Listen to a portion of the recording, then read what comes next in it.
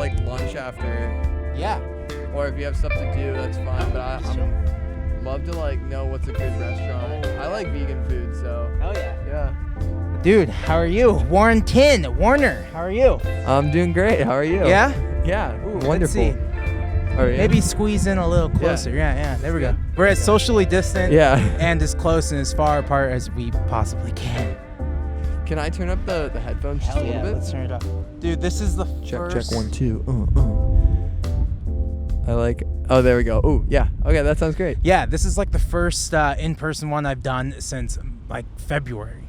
Cool. Yeah. Wow. It's all right. It's insane. Well, I guess I did one like with my bass player, like I guess in May, but like, yeah, with someone not in my circle. Right. You know? Yeah. I've been extra good. I'm gonna move this just a little bit because maybe my head will block the wind. Yeah, I'm thinking about the same thing here Okay. too. Yeah, man. So how you been? How's the quarantine been for you? Quarantine was good. I say was because it was really good up until I would say June, July, and then I kind of snapped. I don't know. I'd done like a meditation retreat and things, and I was like really into meditation, and so I think when it first was implemented, it was like, oh, like we gotta essentially sit in silence or stay in our homes. Yeah. I was like, oh, this is gonna be a piece of cake. And then I would say July was finally the tipping point, and I kind of was like, oh, I just kind of like freaked out. I was like, man, I've been in my house too long. Yeah. I think the anxiety kicked in. I wasn't really doing music after that, and I think the creative drives have kind of died, and I started picking up bad habits. I got really into video games. Yeah. Not that video games are bad, but I think playing more than 8 to 9 hours of Pokemon Sword a day is probably not good. Yeah. That's very common. Yeah. I feel like I'm becoming everyone's therapist. It's normal. It's fine. This is from my talks with people. This is very normal. I played a lot of video games at the very start of the quarantine. Yeah. A lot of GTA San Andreas on my Xbox. And, Beautiful. Hell yeah. And it just led me to starting a Twitch account where I play video games on Twitch. Like, do you? Oh, that's so cool. Maybe once a week or something. And when I have time. Yeah. I never understood the like watching YouTube videos of other people play video games until now. Yeah. I've been watching speedruns, and it's the silliest thing. It's just funny because I think that, I don't know for everybody, but for me, I've tried to like fit in everything into my schedule, so I don't really have a lot of time. I guess I feel like I don't have time to watch speedruns, but I fit it into when I eat breakfast or lunch. So I'll like make breakfast, and I'll sit at the table, and I'll set up my laptop, and it's like Super Mario 64, like 20-minute speedrun. It's like, all right, this is a great video. Yep. And then I think about it, I was like, why did I watch that? The guy's just like glitching and all these things, and I'm like, it's so I could fun. play it myself though. I could play the game myself.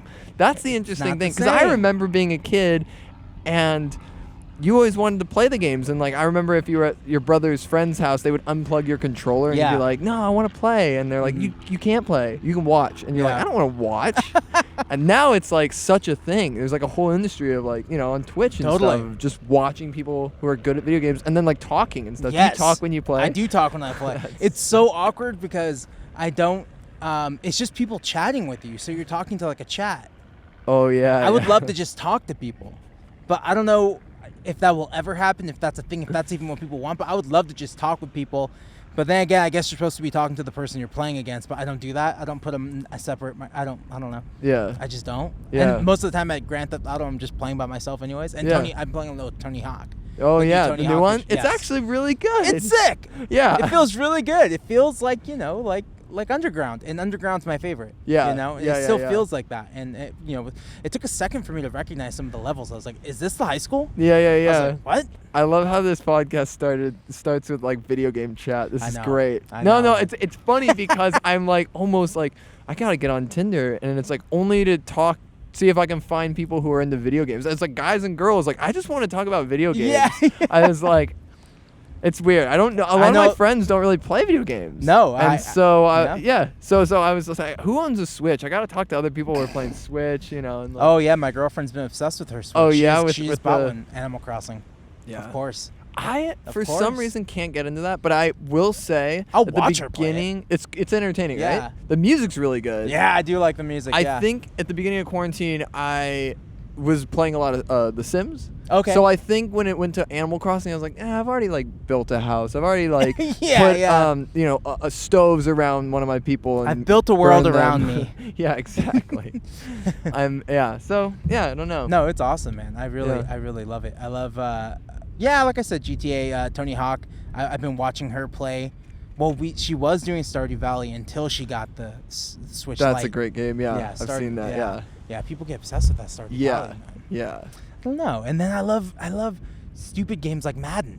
That's just like Madden. My childhood. I would not imagine you be playing Madden. That's I play a lot of Madden, dude. Oh wow, the new one sucks. It's awful, but you play it.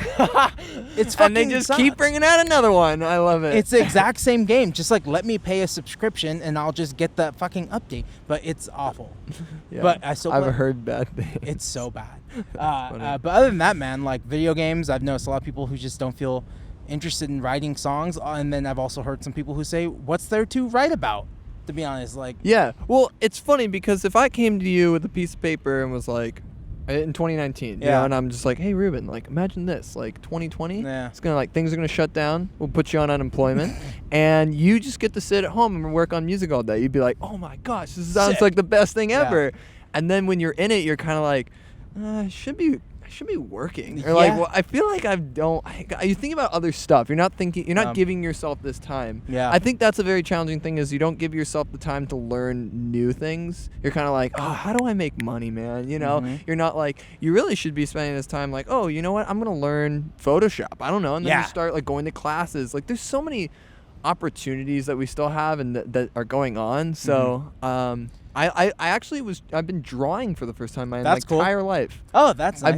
I'm not a visual artist. And so it's a lot of stick figures. It's a lot of like, I got colors and crayons and stuff, but it just feels good to like sit at your desk and like have like 20 minutes to just like make whatever you want. You know? So. Yeah, I agree. And that's, I'm sure people are annoyed now because I say this every podcast. I did teach myself Photoshop this year and Premiere. Oh, really? Yeah, I mainly did it for the podcast because I was like, I need like cover art and I need to at least learn how to edit these things, and podcasts are easy. It's like the vlogs and other shit that I've been like trying to like dip my feet into.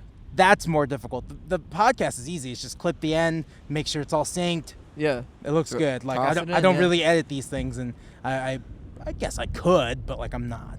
It's really interesting you say that. I mean, what I've kind of noticed is I know a lot of people who have really benefited from quarantine. It sounds like you have. I mean, you started a Twitch account. You're taking like every opportunity and just like you know, trying to make things out of it. That's great. Yeah. And then I know a lot of people who kind of you know, just feeling lonely and scared and upset and anxiety. And I think it really brought out the worst and best in all of us, and we started to notice. I think what was cool was we kind of saw social media like collapse, where you're like, I don't really care about this anymore. Oh yeah. You started to like not. Wow, I don't know.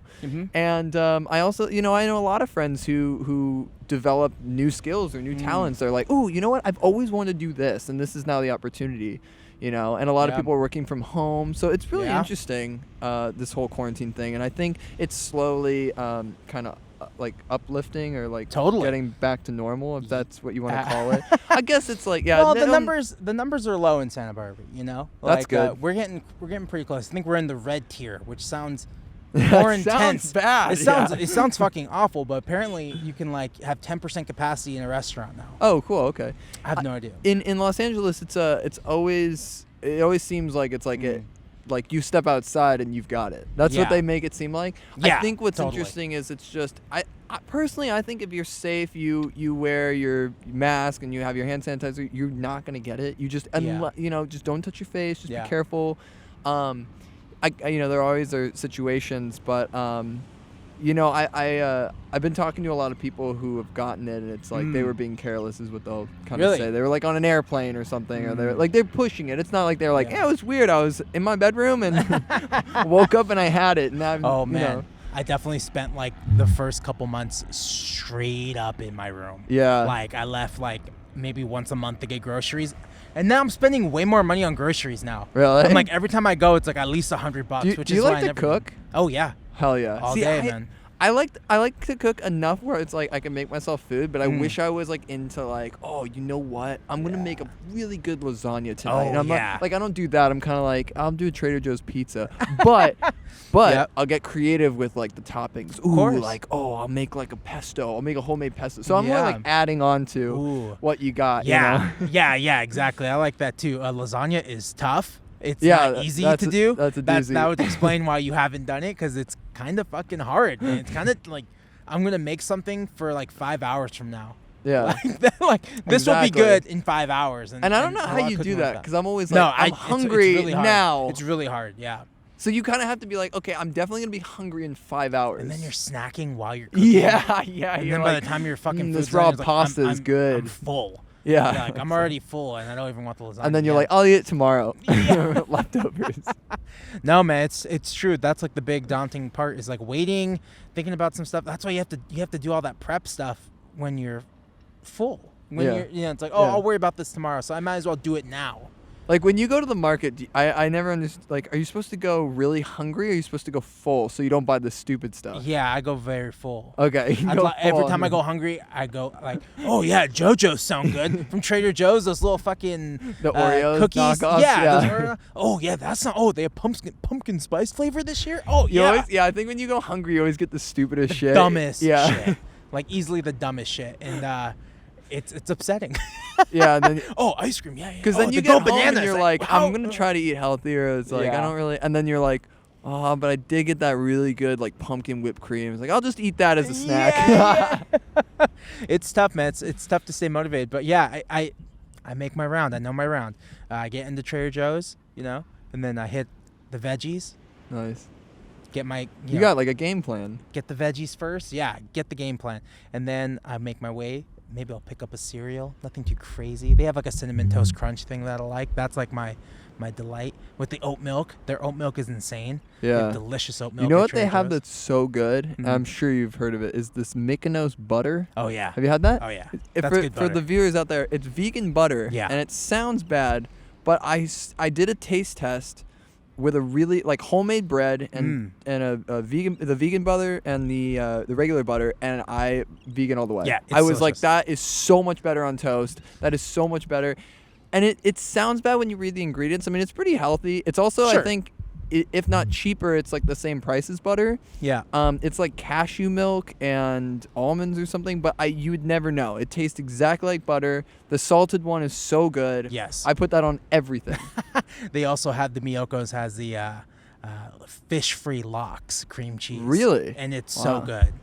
I like that because I was always against vegan cheese. That's why I never went vegan. I was vegetarian for a while, and I never went vegan because the vegan cheese always makes me crap my pants. It's still not great. Yeah. It's still not awesome. I'm glad you kind of. We're getting closer, but like it's not there yet. I just imagine we as a community. It's like you in the lab coat with a bunch of other scientists. They're We're like, almost there. It's still making people crap their pants. Dude, I went in Los Angeles when I was living in LA. It's so much easier to be vegan because there's just like so many great places to go. Right. That I did it for like. I was like, oh my God, I'm really doing it. Like, I haven't had any dairy in like 8 months. Wow. This is insane. And then I turned myself lactose intolerant. And now I just can't do cheese. Really? Yeah. Your body like adapted to the no cheese. And now when I eat like cheese, I like just shit myself. Yeah, shit. I'll say that on the podcast. Yeah. Nice. Explosive diarrhea. Yeah. And then it's moments like that. I'm like, I'm glad I'm quarantined. Yeah. Those are the moments I'm like, hell yeah. Nice. Okay. I'm glad I'm home all day. Yeah. But yeah, no, that's definitely the struggles, man. The struggles of living in Santa Barbara. We don't have a lot of places, but there is a little scene building here with vegan food, and vegan meat and fake meat and stuff. Like that. Yeah. I was following your Instagram the other day. I saw you were having the vegan shrimp. Dude, I made vegan shrimp again last night. It was good? So the first time I wasn't in love with it, but then I battered that shit and fried it. Ooh. With the panko crumbs. Oh, yeah. How was that? So much better. So much better. It was Did you so put much a sauce better. on it? Is there? Yeah, I made like a sriracha aioli thing. That sounds amazing. That sounds good. No, that sounds great. Just to test it out. I haven't made my own vegan tartar sauce yet. That's something I've been working on. Interesting. Yeah. So I don't do fish. I can't do fish. Yeah. And it's when I go to vegan restaurants and they'll be like tuna fish sandwich. I'm always like, I still feel like I can't do that. Yeah. Like, I just don't, it's made with jackfruit and all that, and it's fine, but I'm just like, I don't even like fish in the first place, so why would I? That's true, yeah. Lassen's in Echo Park has a great a fake tuna fish sandwich. Really? And what is it, tofu? I don't know what jackfruit? I don't know what theirs is, but it tastes really good. And it has like a real fishy taste to it. Really? I miss fish, man. That was like the one thing I loved. I loved fish. But it's really good for you. I know, but I do understand, but yeah. I don't like that smell. I don't know. Yeah, no. I giving up meat was really easy. Chicken was pretty easy. Beef, really? I don't really care. Yeah, because there's even back then when I first did it, I did it when I was 19. So I guess like I'm 30 now. Shit, that's a long time ago. You're 30? Yeah, I just turned 30. What the? That's insane. How old are you? 14. Oh, okay, cool. That's good. I'm 26, but I remember, boy, wow, that's crazy. I remember seeing you at like Burgerama or something. Like you guys were playing, Dante Elephante was playing something, some festival or something. Maybe the Lollipalooza. Long time ago. Was it the Lollipop one? They had their own like festival. Yeah, it may have been at Echo. At the Echo. At the Echo. Yeah. Yeah. We played in the back. Yeah, because I think that may have been the first time. No, I hadn't seen you. We before. weren't really in on the burger thing, man. I don't think they liked us. Oh, right. I don't want to. I'm not trying to throw you under the bus. I know they just. No. Yeah. No, but I will say, like, I will say this. I always wanted to be. Right. Because it was a cool club. Cool. Yeah, it was. And we're talking club. 2011, 2012, like this time. Like I wanted that's how to they be, made it but like. seem. Yeah, it was like I wasn't cool enough, or I wasn't garage enough. Right. So, and I like it. Then they put you on the little sister label. We're gonna put you on could be on Lollipop, Yeah. And no, Lollipop was great, man. Who is it? Jeff running that or something? No, it's some. I haven't met Jeff. I keep hearing about it, Jeff, but I don't think I've ever met. It was Wyatt and Iggy. Right. Yeah, Do they still run that? Is that Lollipop still a thing? Oh, cool. Okay. Yeah. They have a new warehouse compound thing in Boyle Heights that they have. Really? Yeah. I'll tell you a funny story. I actually studio. gave them a demo in New York a long time ago. I think I can't remember. Is that where you're from? No, I'm actually from Los Angeles. Okay, cool. But I was in New York, and they were in New York because I think Jeff was running it, or he was one of the guys. He was one of the guys, and he was playing in Froth at the time. And I went to that show. That Jeff. Yeah. And I went to the show, and I gave them my demo. And the funniest thing was I always had this idea where I was like, if you're going to give somebody a demo CD, don't give them like the jewel case. Give them like a homemade case. Yeah. And I love it. I go to Office Depot, and I'm like, trying to think like, okay, what can I like make? What can I do? How can I be different? So I took push pins and cork boards and literally made this like case that like folded out, and it was so funny because in my head it seemed like such a good idea. Yeah. But in transport it was like crumbling and falling apart, and so I literally like gave them a CD that was like in like rubble. And it like had all these drawings on it. That's amazing. It was horrible. Oh my god. And literally they're like, thanks, we'll listen to it in the van. I was like, oh sweet, okay, sick. Great. And I like walk away and I'm like, yeah, I was good. And then I thought about it, I was like, oh dude, that probably was a mess. That probably like that was the thing. It was a problem they couldn't for them get at some that point. out of the van. It was like that was it's like glitter, giving somebody like a handful of glitter, you know? It's like do something with this. Yeah. That was like my main move back in the day. Go to a show. Dr. Dog show with the Dante CD in hand. Yeah. Maybe we had like 3 songs on it. Ooh, here you go, guys. That your new favorite band right here, and then you never hear from them. You're like, really? Never. Yeah. Was that so? Your first thing you did that was with Rado, right? Yeah. So we did an EP that was just like with like friends, and so it was like 6 songs in 6 different studios. Then we wanted to make like a more cohesive sound, and we were working with our buddy Shane from Gardens and Via. He plays bass in that band. And then the manager of Gardens and Via was tour managing Foxygen, and they were on tour, and he was like, hey, this is my buddy's band. I think they're really good. And Radio was like, yeah, I love these songs. I hate these recordings. Like, let's... That's sick. Let's I remember listening to that EP on Bandcamp. I think, what's exciting is I think that was the... Bandcamp for some reason. I think that was the first thing I ever purchased on Bandcamp. That was my first Bandcamp purchase. I don't know why. You look at it, I'm like, who the fuck are all these people who... Like, it's just... That record is an incredible record. I love that record. Oh, man. And I loved it back then. I still love it. Oh, I'm glad. And what was the point I was getting at? Oh, I remember reading the liner notes and seeing you worked with Rado, and I was like, oh my gosh. Yeah. Oh my god. Yeah, I was, I was getting that like musician kind of like sweat jealousy, like all excited. I'm like, oh my gosh, I gotta meet this Dante Elephante. That's funny. That's hilarious. So cool. A lot of people were like that when they first found out we were working with him, which I thought was really weird because I'm not him. Like, you know, like, not to say that it was weird, but like people would come up to me and ask me questions about him. I was like, dude, I hung out with him for 10 days. I don't know the guy. I paid him to record us, and it was fun, and now we're friends. But at the time, I was like, I don't really know him. Yeah. You know, and it was fun though. It was fun to work with him, and we've worked with him again. Like, he did call me on the phone. And oh, cool. I noticed that there was a big increase in price, and I was like, oh no, I can't afford a whole album anymore. Like, let's just do the single. I'm broke. Let's just do the one song. Yeah. Yeah. But yeah, Radio's awesome, man. He's so fucking talented, and yeah, it's cool. Yeah. That's crazy, man. Yeah, I like the podcast kind of switched to me interviewing you. That's happened a lot. I just haven't seen you that's true. Like talked with you in a while. I did an episode with Bob Nastanovich from Pavement. Oh, wow. It was just like him. He controlled the whole thing. I was like, love it. please, down me. I love he brings his own questions. He kind of did. He's like, awesome. all right, and now this is like Bob's Power Hour. Yeah, and then he this is the lightning fast questions. Here we go. And he's like, oh my god. We talked about like festivals and stuff, and it was awesome. And then he brought up like Billy Corgan, and then he's like, yeah, I don't really want to talk about him. I'm like, oh, there's something there. I used to work for a dude. I worked in a studio with this dude. Oh my gosh, I'm totally blanking on the name. But he was, I think, the Smashing Pumpkins.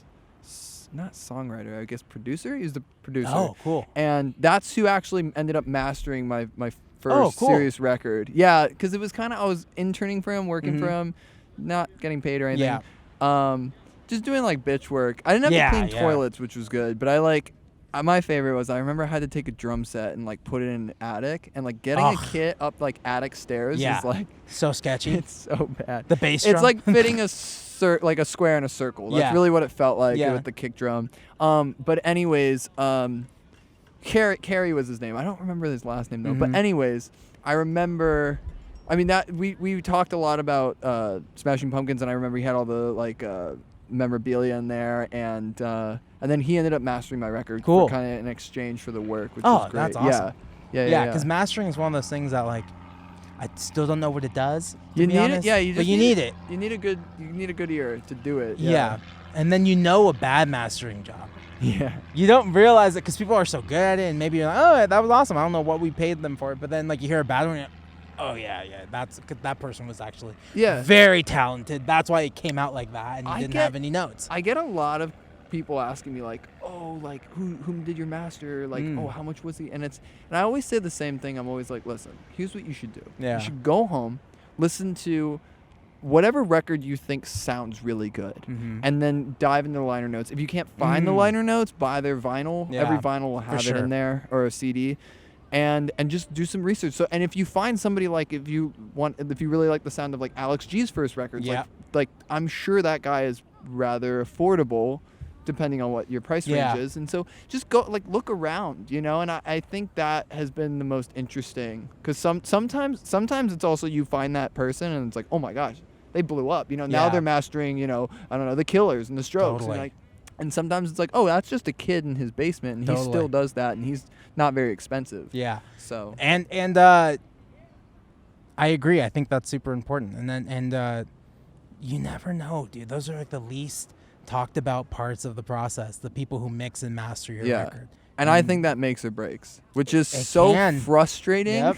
Because you could be like, I got this perfect album, and then it's just like you listen back to the mix and you're like, oh yeah, that's good. Yeah, no, it still sounds good. Yeah. And then you're like later down the line, you're like, I wish something could have been done. That's why I love being in the room while mixing, even though they hate it. Right. They'll hate that, but like I love being in the same room as the guy who's mixing it, because I just want to be the creative part. Like you twist all the knobs and you put the plug in, like, you know, on your fancy computer. Like, you do that part, but I just want to tell you what I want. Like, yeah, totally. Other than that, it's just gonna be email after email after email after email. The last record I just made that's gonna come out next year is it wasn't as painful, you know, because we did such a good job tracking. So I think you worked with Paul Cherry, right? Yeah. So cool. So it was very clean and like to a grid, and it was very easy to mix. Where Anglo, the record we did with Rado, was not to a grid. It was very loose and very lo-fi, and that thing took a long time to mix. Wow. Such a fucking long time. You may have been the person who turned me on to Paul Cherry as well. Oh, he's fucking awesome. I can't remember, because also he was friends with this band Undercover Dream Lovers that I'm homies with, but he Yeah, I saw him at South by and got to know him, and he ended up staying at my house. That's awesome. I think what's funny about that night is he'll remember I was like, hey, do you guys want any food? And he was like, sure. And he was there with all his bands and everything, and I was like, I'll go get some food. It was like probably 3 a.m., 4 a.m. They, I think, played the night before or something. And I go to Farmer Boys, which is right around the corner from me, and I think I saved that receipt because I spent over $200. Oh. Like, I always think that's the most impressive. I've never spent that much money at a fast food joint. Yeah. Oh, because I was just collecting orders for everybody. And it was just so funny. Like, the Farmer Boys guy was like, I really wish you called me ahead of time. Oh. Like, we got, it's 3 a.m. We got everybody in the kitchen, like, sweating. We're, like, trying to make your food. We ended up waiting for it for, like, 30 minutes because it was a lot of, I don't know. It was just maybe not that interesting, but I just thought it was really funny. What is Farmer Boy? Oh, Farmer Boys? Yeah, it's like a small fast food chain that, like, they say it's, like, everything's, like, all natural or whatnot. Yeah. You know what? I think good? it's overhyped. Really? I'm gonna be honest. I think it's overhyped. I don't love it. Yeah. I think they have good fries and like good milkshakes and stuff. But like, I don't know. Like I've had better burgers and stuff. Yeah. I like In-N-Out. I mean that's. Yeah. I hate saying that because everybody likes In-N-Out, but it's like know. it's just for the price. It's and delicious. The best business model. You go in. You don't look at that menu for 3 hours. You're like, okay, they got a burger, they got a cheeseburger, and they got fries. All right, what am I gonna get? Shake, Yeah, it's just like go, In-N-Out, baby. That's why they call it In-N-Out. That's what their burgers are all about. Dude. Yep, there you go. In-N-Out's the one place I will risk diarrhea for. Like sometimes I just can't take it, and I'll go get a grilled cheese. The grilled cheese, yeah. Yeah, grilled Excellent cheese choice. with whole grilled onion and chopped onion, and the chopped chilies. They'll put the chilies in there for you, and they'll chop them. Yeah. Excellent choice. Yeah, honestly. so good. Yeah, and then I'll risk it, and then stay home for the rest of the day. That's definitely a risk. Yeah. That's definitely a risk. I like to go there at 10, right when they open. 10 a.m. Wow. No burgers are on that grill yet. Oh wow. I don't know. Yeah, just to make sure. I didn't think about that. Yeah, I mean that would be probably the time it's the cleanest. Oh yeah, freshly cleaned. I worked at Burger Lords in L.A. Oh wow. And that's vegan, right? Mm-hmm. Or is well, it it's all gone vegan full. or they? Oh, yeah, okay, since I think vegan. I just saw them recently post that they're committing now to just full vegan. I've never been, but it's good, right? Yeah, and they just split the grill in half.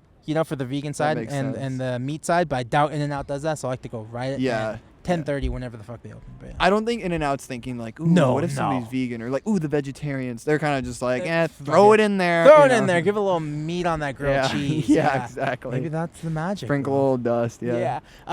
Paul Cherry, you met him at South by. I think Paul's so good. I don't know how I heard about him. I was on tour doing South by 2017, and I think that's when his Noisy article came out, and it said like something about Paul McCartney. And I was like, fuck, I'm going to have to keep my eye on that.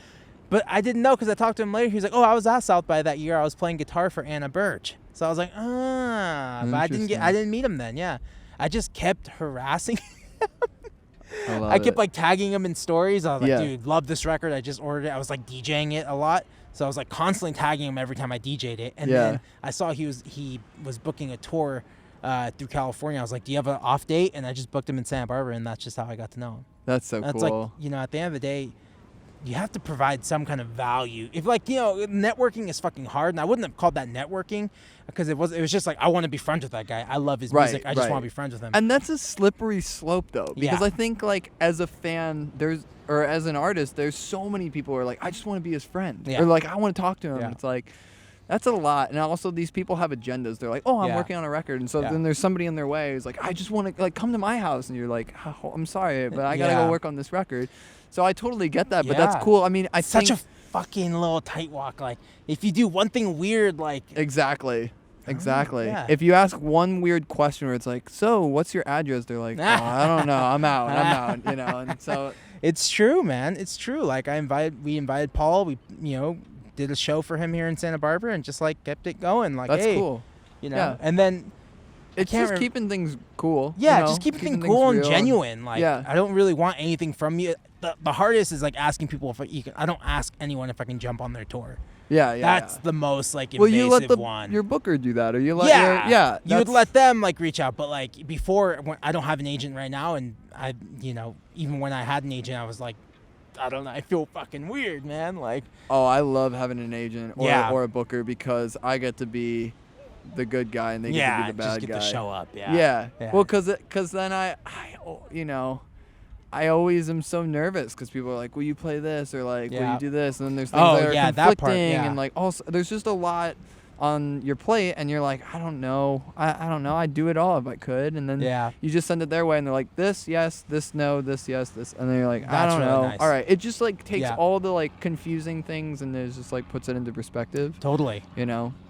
Totally, I agree. I think that's like the beauty of having a booking agent. It's just like weeding through the crap and the good stuff and the good offers, and but it's still tough. It's still tough, like trying to reach out to people. Like, what a diss that I like. Never want people to feel dissed. That's always a toughie, and so you just gotta. I don't know. You're just on a path. We're all just trying to like make music and what makes a good show from a bad show? And put on a good show. What makes a good show from a bad show? You know, like from just like the straight up, hey, do you want to play this random bar in a city you've never been to? It's like, how do I know this is a good show? How do I know this is a bad show? That's the toughie, because I think that's happened, and then there's like 500 people show up, and you're like, true. How did this happen? Yep. But then a lot of the times, I did a music festival in Riverside once, and I love it. One person showed up. Oh, yeah. One person showed up. And I this is how I won over the love of my guitar player, but I went full out, like balls to the wall. Like there was a newspaper stand there, and I kept taking out all the newspapers, and I was like butt naked, and I was like wrapping myself in a cocoon on the floor, like while I'm playing. And what's so funny, the bouncer literally like picked me up, like by my neck almost. Like he like picked me up. He was a big dude, and he said, clean up all this, get the hell out of there. Yeah. Like he's like don't ever come back. You're banned. Like all this stuff. Oh my god. And I was like, okay. And so I cleaned everything up, and I'm pretty respectful. I bring a broom with me, and so I swept everything up. And I think what's crazy is later in life, that guy was like, dude, I was at that show, you went nuts. I was like, cool, which one? And he was like, Riverside. I was like, you were the only one. And he's like, yep. I was like, that's insane. Because I was like, okay, if no one's here, I can do whatever I want, right? And then, so I got a guy who caught it. Dude, that's amazing. It's a matter of just like committing to, because your show is pretty wild. You've developed a pretty live show. It's the idea that you have to bring a broom on tour with you tells me it's pretty wild. Oh yeah. No, it's gotten to a point where I think I'm turning heads. I'm kind of like, I used to always like watch people put on wild shows, and I was like, I want to do that. Yeah. I actually, I worked on the Eric Andre show for a second. He's definitely like a big inspiration, because he's just, I like that energy. It's just really fun, and I think when people watch it, they're like, I want to be involved, and I want to like, it's entertaining, and I remember as a kid, I went to a lot of shows, and shows are expensive, man. Yeah. Paying $10-15 like for every show, and if you're going every night, that racks up. So if my thought process was like, if you come to my show, I'm gonna make it worth your while. Like, I'm gonna put on a good show. I'm gonna put everything I've got into it, and just go wild for you. I like to be a clown. I want to be an entertainer. Totally. And that's it. Like, I just want to have a good time, and I want everybody to have a good time. And I just think, maybe it's just gotten a little crazy, because I was always trying to take it one step further, and then people would expect it. So they'd be like, hey, are you going to like get naked? And are you going to like, hey, are you going to like, pour pee down your throat? And I'm like, oh man, because some nights you're like, I don't want to do this. And then you start to hate it, and you're like, I hate this. Like, I hate, because I hate it, because it's like now I feel like I have to, and not that I want to. Yes. I like to surprise people in a positive way, and I don't want to like bum people out by I don't know. Well, because now they have tough. Expectations like, of what the show goes through. Exactly. And now if you don't want to do it, like, oh, okay. And I love even surpassing those expectations, where I've like hired people to do certain things, like fake cops, or if I have like a lifeguard on stage and lots of confetti cannons. Like, I like to do surprise things like that. But yeah, again, it's just getting this like, oh, I know if I see him, he's gonna do something even wackier than the last time. And it's like, I don't know. I mean, I'm getting older. As you get older, it gets harder. Breaking a bottle over your head, it doesn't feel the same now as then. Do you think it interferes with like the music at all? Do you think people are like, focusing, getting ready for the closer, the finale, then just enjoying the... I remember I got a nice wake-up call from my I think it was my bassist, who was like, I was describing kind of what was going on, because I even like to surprise my my players as well. I think it's really funny to get a rouse out of them.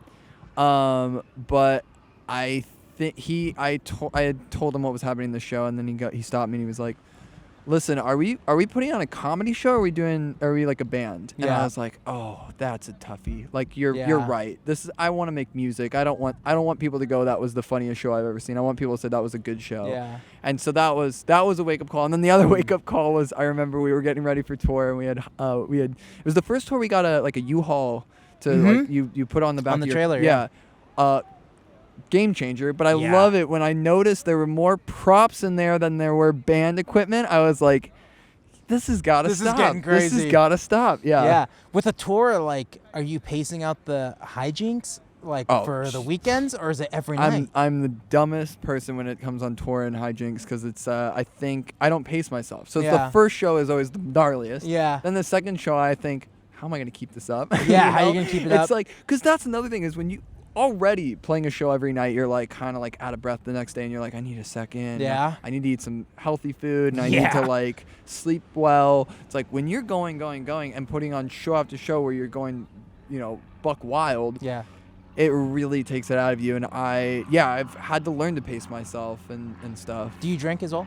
I actually am not much of a drinker. Yeah. I was gonna say, like, and especially if you're drinking too, like, that's gonna take another. I drink on tour, but I'm very careful. Like a couple beers, yeah, exactly. Yeah, I don't get wasted. No, yeah. People always think that. They're always like, this dude just gets messed up. I'm sure it'd be easier if we were. Well, but like, I've noticed I don't play well drunk. I play so bad. Like, if I drink, I'm like forgetting lyrics. I'm like stumbling. I'm just like so unorganized. So if I don't drink, I'll have like a beer. Yeah. I'm so focused, and I know exactly, like, because the thing is, like, safety is my number one concern. Like, I need to make sure that everybody's like having a good time, and safe, and that I'm safe, and that my band's safe.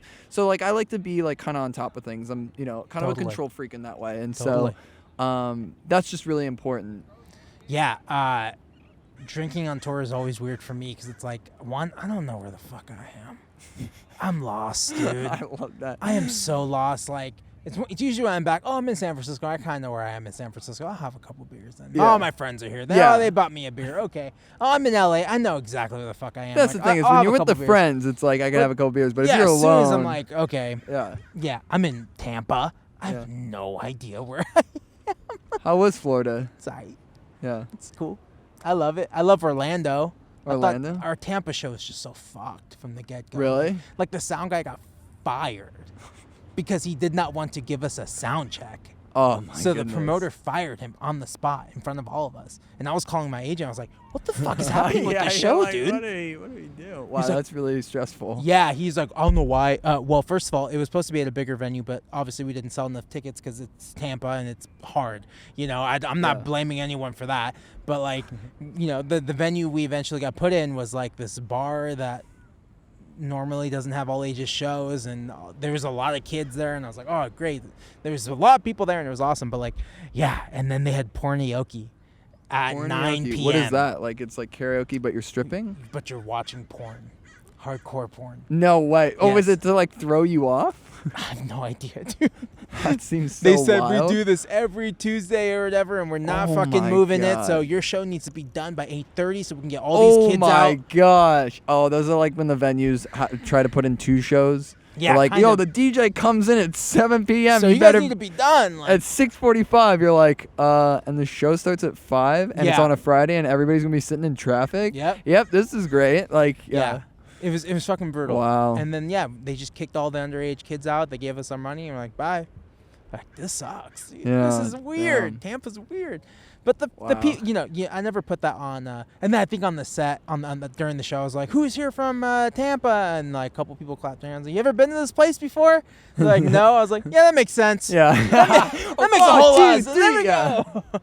Well, don't worry. These people are always here for you. Yeah. They're always here. Yeah. It was crazy, man. They have big, massive ventilators because you can still smoke indoors. Oh, really? Yeah, you can still smoke indoors, and it's just like massive, like ceiling ducts. Like, I was like, this is sick. Wow. Yeah, it's very classic Florida, but it was awesome, man. I love touring. Like, what were we saying before that? Oh, I forgot. Okay, I'm sorry. No, about pacing yourself on tour. Oh, that's correct. Yeah. And are you using a lot of reusable things like the cannons, the glitter cannons, Oh, I don't do glitter cannons. Okay. Because the glitter gets everywhere. Yeah. And every venue will tell you there's either a confetti fee or you have to have the right kind of confetti. And I would get the right kind of confetti. And also, like, I walk in there, I meet everybody, I bring my broom, I tell the venue usually what's going on. Yeah. Because if you're up front with them, they'll like be like, okay, he's really on top of it. Then they know what to expect. Yeah. I actually have a story where I didn't do that. Oh, shit. That's in Florida. Is this the reason why you do it now? I think I've told this story before, but it is so wild. I do have a lot of bits that are like kind of one-offs. I always wanted to do this one. It just didn't work out, but it was really funny. I liked the goal too is to kind of embarrass myself. Yeah. Before I even like get on stage, because then all the like anxiety and all the stage fright or whatever goes away. Because I'm always thinking like, okay, things can't get any worse. So I had this hamster in a ball, and it was like an electronic one. So it was like a robot, and it would roll. And so I never did this, but I wanted to do this where I'd have chocolate all over my face and I'd be fully naked, and the ball would be, and the hamster would be rolling down the aisle to the stage in the crowd. And I'm like running after. I was like, guys, help me get my hamster. Yeah. Help me get my hamster. Guys, help me get, and people were like, who the hell is this? Yeah. And then once I get it, I like the idea of having the chocolate all over my face. I don't know. Anyways, I'm a mess.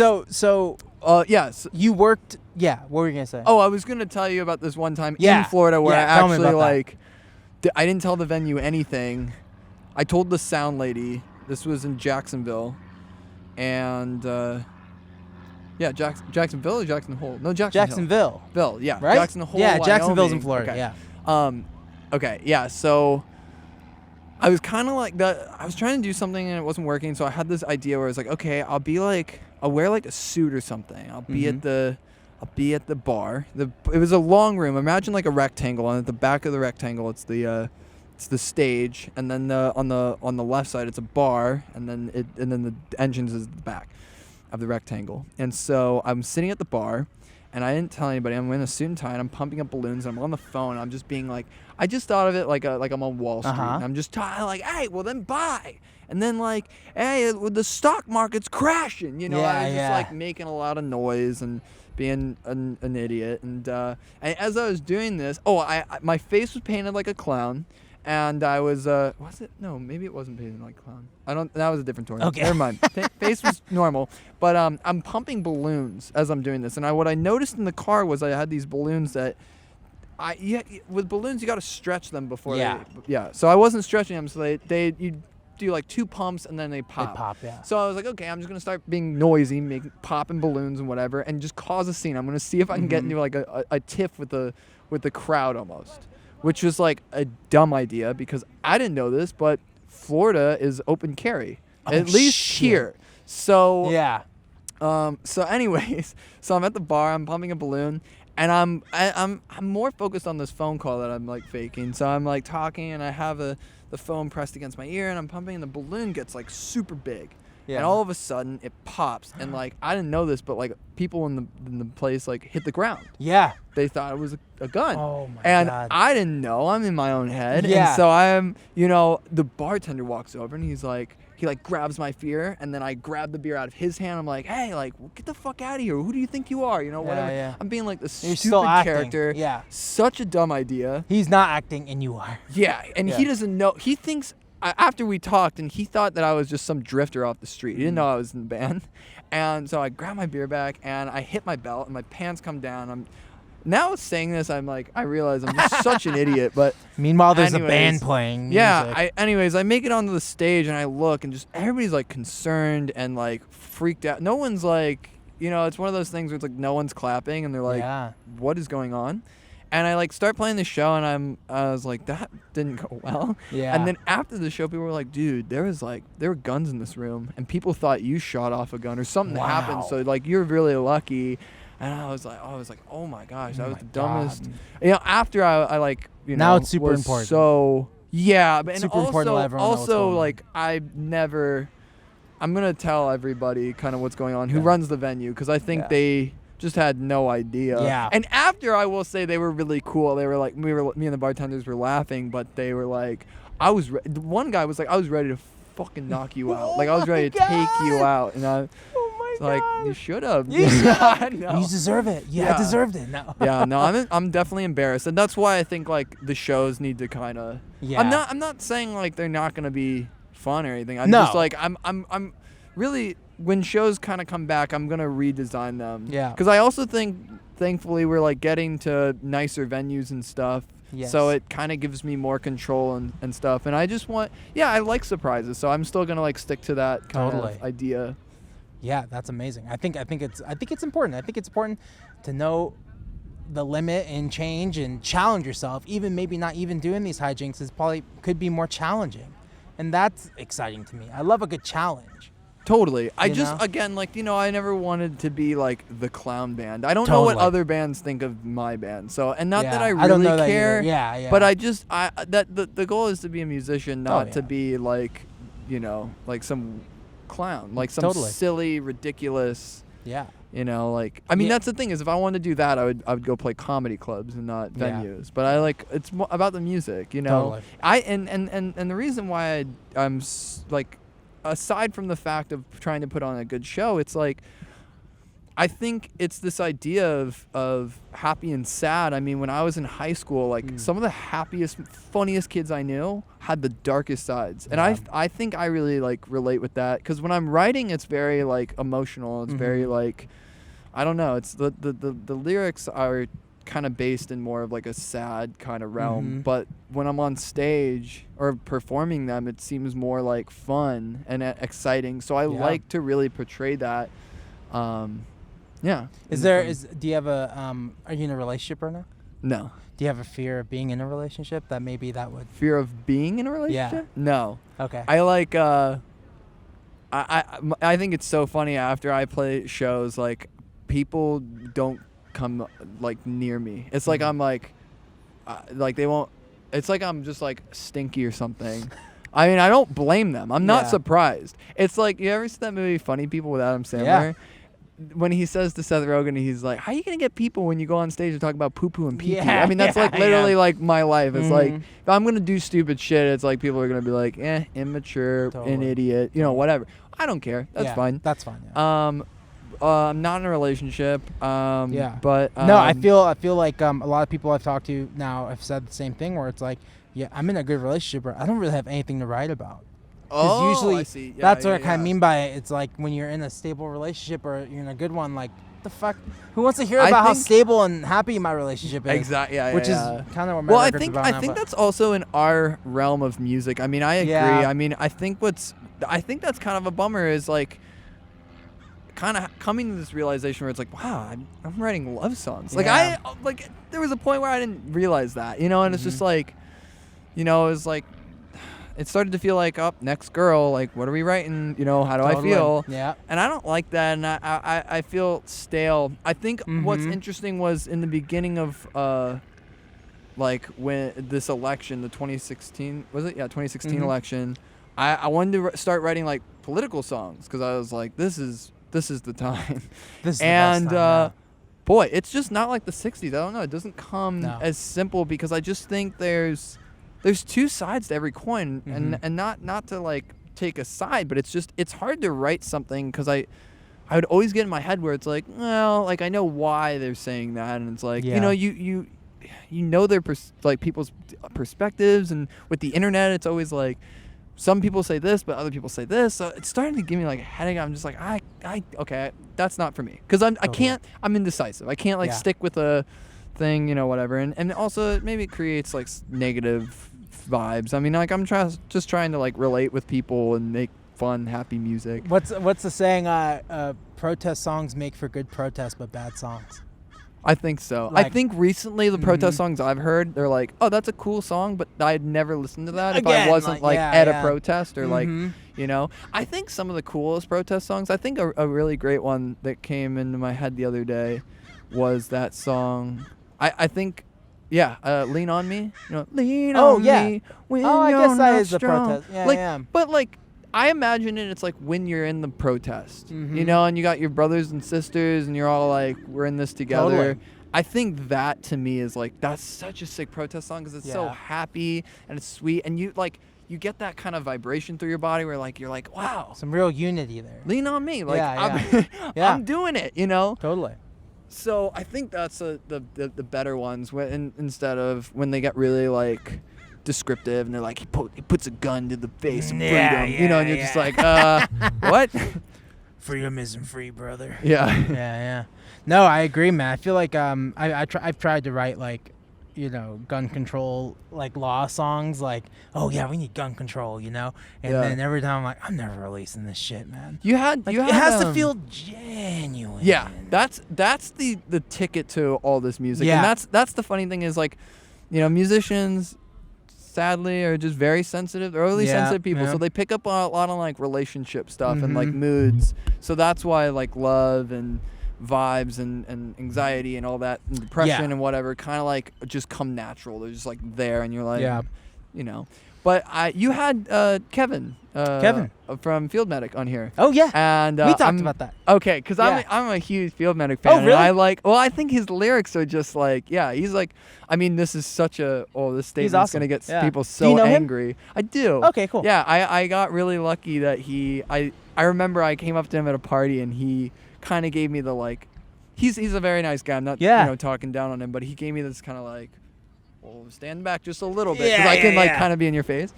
And then I think we were like sharing music, we were talking, and we got a little closer.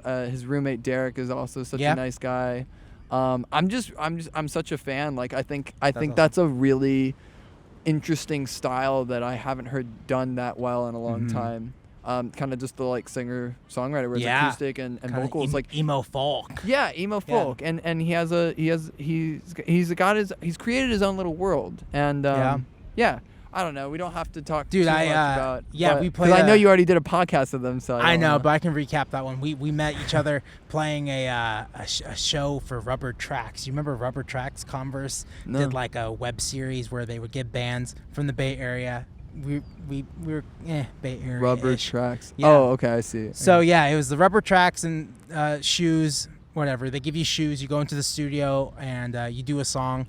I wasn't in love with the recording, but it's fine. I just love that they're like, here, wear these shoes while you record. And basically, yes. These are knee-high Skechers. Are you sure? No, they just gave us Converse, and that's how I played with the Orwells was through Converse and that show we played. Oh yeah! Oh my gosh! Oh well, that's what led up to that from show. The past. That's Holy what led up moly. to that show. So we did a San Francisco show. You, me, and then the headliner was the Orwells. The Orwells. So we did one show with them at the chapel, and then I think the next year in 2016 we did that tour where he opened as well. But then I met Kevin because his other band also did a session, and we did a split 7-inch Amoeba. Whoa, that's so cool. So fucking bonkers, man. I think that's the coolest thing. You'll start to notice that in every profession, there's kind of like everybody's connected. So like I think a lot of actors know each other. In the art world, everybody's connected. And the musician world, it's like, oh my gosh, like you all find a way, whether you meet at Zebulon or you meet at like a concert, you know, you just like meet everybody and you start to know everybody and get their vibes, and I just think it's cool. It's fucking weird, man. What a group, you know? Yeah, people ask me, it's like, how do you know that person? I'm like, I don't fucking know. Oh yeah, they're old band. Or they're old he band, used to play guitar in this. Now he's a solo and he's done well. You know, like I don't know how the fuck I met people, man. They just I just said yes to shows a lot. And you're nice to people you play with, like, you know. Yeah. But I guess we could talk about how we met was through that Orwell show. Was that when we first met? I think so. Okay, I may have met you at the like Echo Lollipop one of those show, things. But I think that was maybe when we first like started talking. And that was definitely the first time I'd seen your band. Though. Oh, okay. I don't know if you guys were around because I don't remember hanging out with you guys at that show. No, but it was enough to like, okay, I know who the opener is, because you were the only other band on that tour. It was just us. And then you were the only other opener. Yeah, that was wild. Because I remember hanging out with the Orwells there, and I remember everybody being like, "That singer is not like he can be mean." That's crazy. I don't remember a lot of that tour.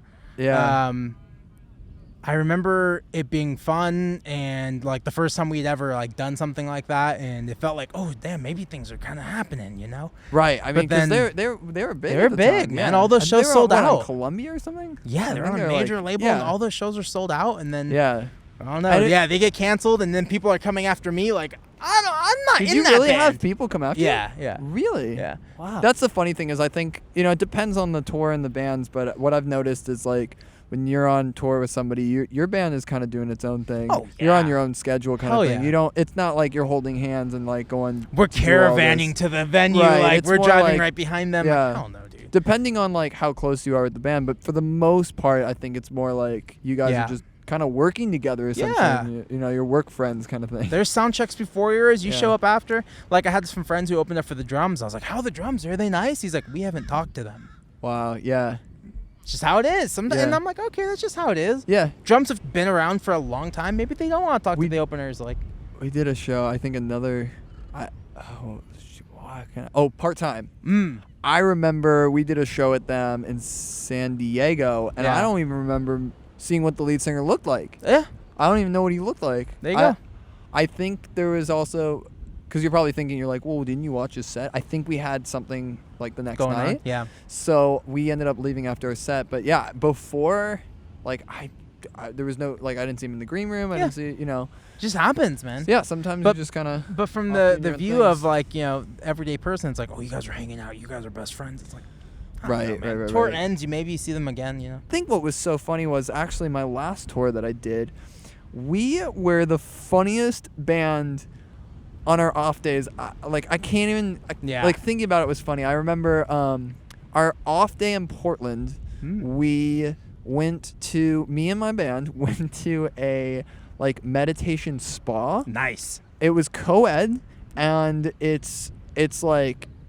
That's boys awesome. And girls all naked in saunas together and like bathtubs together, and it was I think it was just funny because me and my band are all naked. We've never seen each other naked, and we're all just like, how you guys feeling? And we're like, and I love Portland's so cool. I guess they're so funny. They're just like, everybody who was there was like just any other day, and we're all just like twiddling our thumbs, like you're like, being like, this is wild. Totally.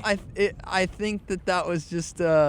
I just think it's funny that we, like, everybody's probably thinking like, oh, bands off days, like getting trashed and getting like crazy. Dude. It's like, no, we went to a co-ed spa, and then after we went to the library, and we all picked out a book. Yeah. And it's like the lamest, but it's fun. It's like, my favorite part about the hotel, if we get a hotel, that shit, it has a gym. Ooh, I'll wake up in the morning and get my pump on. Yeah, get the pump on. Get my pump on before we leave town, I'm definitely. What's your role on tour? What's your role in the van? Like, are you passenger? Are you driver? Oh, no. I'm Mr. Control, and like I guess I'm realizing that more and more. But I'm driving. Yeah. I'll probably do all the driving, and then I also I'm Big Daddy, and in my band I run the show because it's my project, and it's my I'm doing pretty much everything. Mm-hmm. Well, that sounds mean. No. But my guys are amazing. You're and tour managing yourself. Exactly. Yeah, I would say you don't pay someone to be your tour manager. Not really. Yeah. No. Not There's there a lot just yet. But a lot of hats to wear. But I will say what's nice is I also play in Boyo. I play guitar. That's right. And when I'm on tour with him, it's so nice. It's just like, hey, I'm here. I play guitar, and that's all I'm here to do. That's nice. Like, when I'm not playing guitar, I can sit in the car. Hell yeah. I can sleep. I can, it's so nice to have that freedom. Because then Rob does that. He's he's kind of like he's driving. Mr. Control. He's much more relaxed than I am. Cool. I'm very I'm like nervous mother on tour. Yeah. I'm like Jewish nervous mother. Totally. I'm like, did everybody got a snack? Yeah. Did you guys get water, sunscreen? That's me. 100%. I feel Rob's like much chiller with us. That must be cool to see like how other people tour, because I've only toured with my band. I learn a lot from those tours too, because it's a different vibe, I think, and not good or bad, just like it's much different the way they flow. And we've also been really lucky. A lot of the tours we've done have been with really, really nice bands. Cool. We played with this band, Van Sire, and those guys were like the sweetest boys. Yeah. If you hear me out there, all of them were so that's awesome. so nice, and that was really, really fun. That was just like good, clean fun. I mean, it was just like it flowed really nicely. Palling around. Yeah, and that felt really good. Those tours go by so fast. Yeah. When they're really fun and with the headliners are really fun and you guys are doing stuff after the show or something, like those ones go by so fucking fast. And the music was more like dancey, so I felt more like, I don't know, it was like late night clubs. Yeah. But like totally. not like yeah, but yeah, more yeah. like ABBA's playing and you're kinda like Totally. La, la, Oh man. You know? Yeah, those ones are so fucking fun. Like especially when you like the headliner's music and you're like, oh, I can listen to this every night. Fuck yeah. Oh It's yeah. like and then you just chill by the It's merch.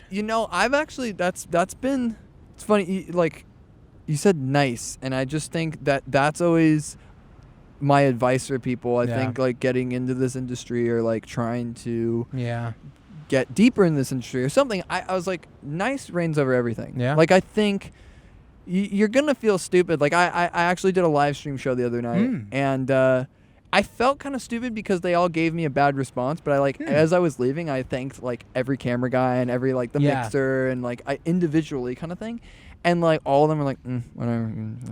But it's like just I think having that energy and just kind of being like going in and just like being a nice person, you know, is like gets you much further than like I'm the star of this like train and like whatever, and you're just like I don't know, man. It's like. I just think those days of Guns N' Roses and like not Guns N' what's the one Motley Crue the days of like Motley Crue where you're like trashing, you know, hotels and stuff. I just like see it's not for personally like that hurts on such a like respectful level. I'm like, oh man, I couldn't trash a hotel room. I could take some things, the shower curtains and the free shampoo, but I'm not gonna like throw a chair through the window. Maybe I take a towel. Maybe I forgot to bring a towel before the tour. That's the one thing I know. I'm like, oh, wherever I'm going is gonna have a towel. Yeah. And then I realize, oh, maybe not. Yeah. And I'm like air drying in the fucking van. Ooh. Yeah. That's like one of those things. Yeah. I'm definitely driving or passenger side. If I get behind that van, I'm gonna get sick. You get car sick? Yeah, pretty bad. Wow. Yeah, and then so I'm either driving or passenger side. So I'm either playing music or listening to a podcast because at some point I can't listen to music that often. Like I just can't listen to music. Say. Like how do you feel about that? I'm gonna be honest. I've only listened to one podcast. Like all the way, not all the way through, but like I mean, like I put on the podcast once. It was actually on my way to South by Southwest. I'm like very fascinated by like sexual therapy, and I found this podcast called I think it was called Sex with Emily. Cool. And it was so fun. I was driving a Toyota Prius, and I'm just, dude, it's like 6 a.m. I'm in my Prius on my way to South by, and it's like, I think she's a sex therapist, and she just brings on like other sex therapists, and they just discuss sex, and it is fascinating. And I just awesome. Like, you know, I guess I like it was a funny thing to think about, but I don't know, that interests me, and like I've listened to Song Exploder and some things here and there, but I see what you're saying. I mean, I get that a lot where people are like I can't listen to music anymore, and I think that's where I feel that, but that's when I got more into like ambient music, and when I got more into I never thought I would fall into this, because I remember when it first came out and I saw it on YouTube, the like lo-fi chill beats to study to. I do like that too. So dumb. I looked at that and I was like, who's listening to that? Yeah.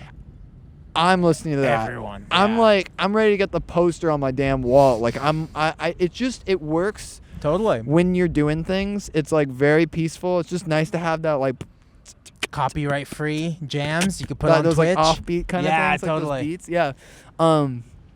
Yeah, that's so I feel awesome. You though. I wish I was more into podcasts. I just also, when I'm listening to them, I feel kind of crazy. I'm like, I'm just like in someone else's conversation. Oh yeah. Right? Yeah. Totally. Just like, people are feeling that way now. Yeah, I know. We're like on a podcast. I'm like talking shit on it, but no.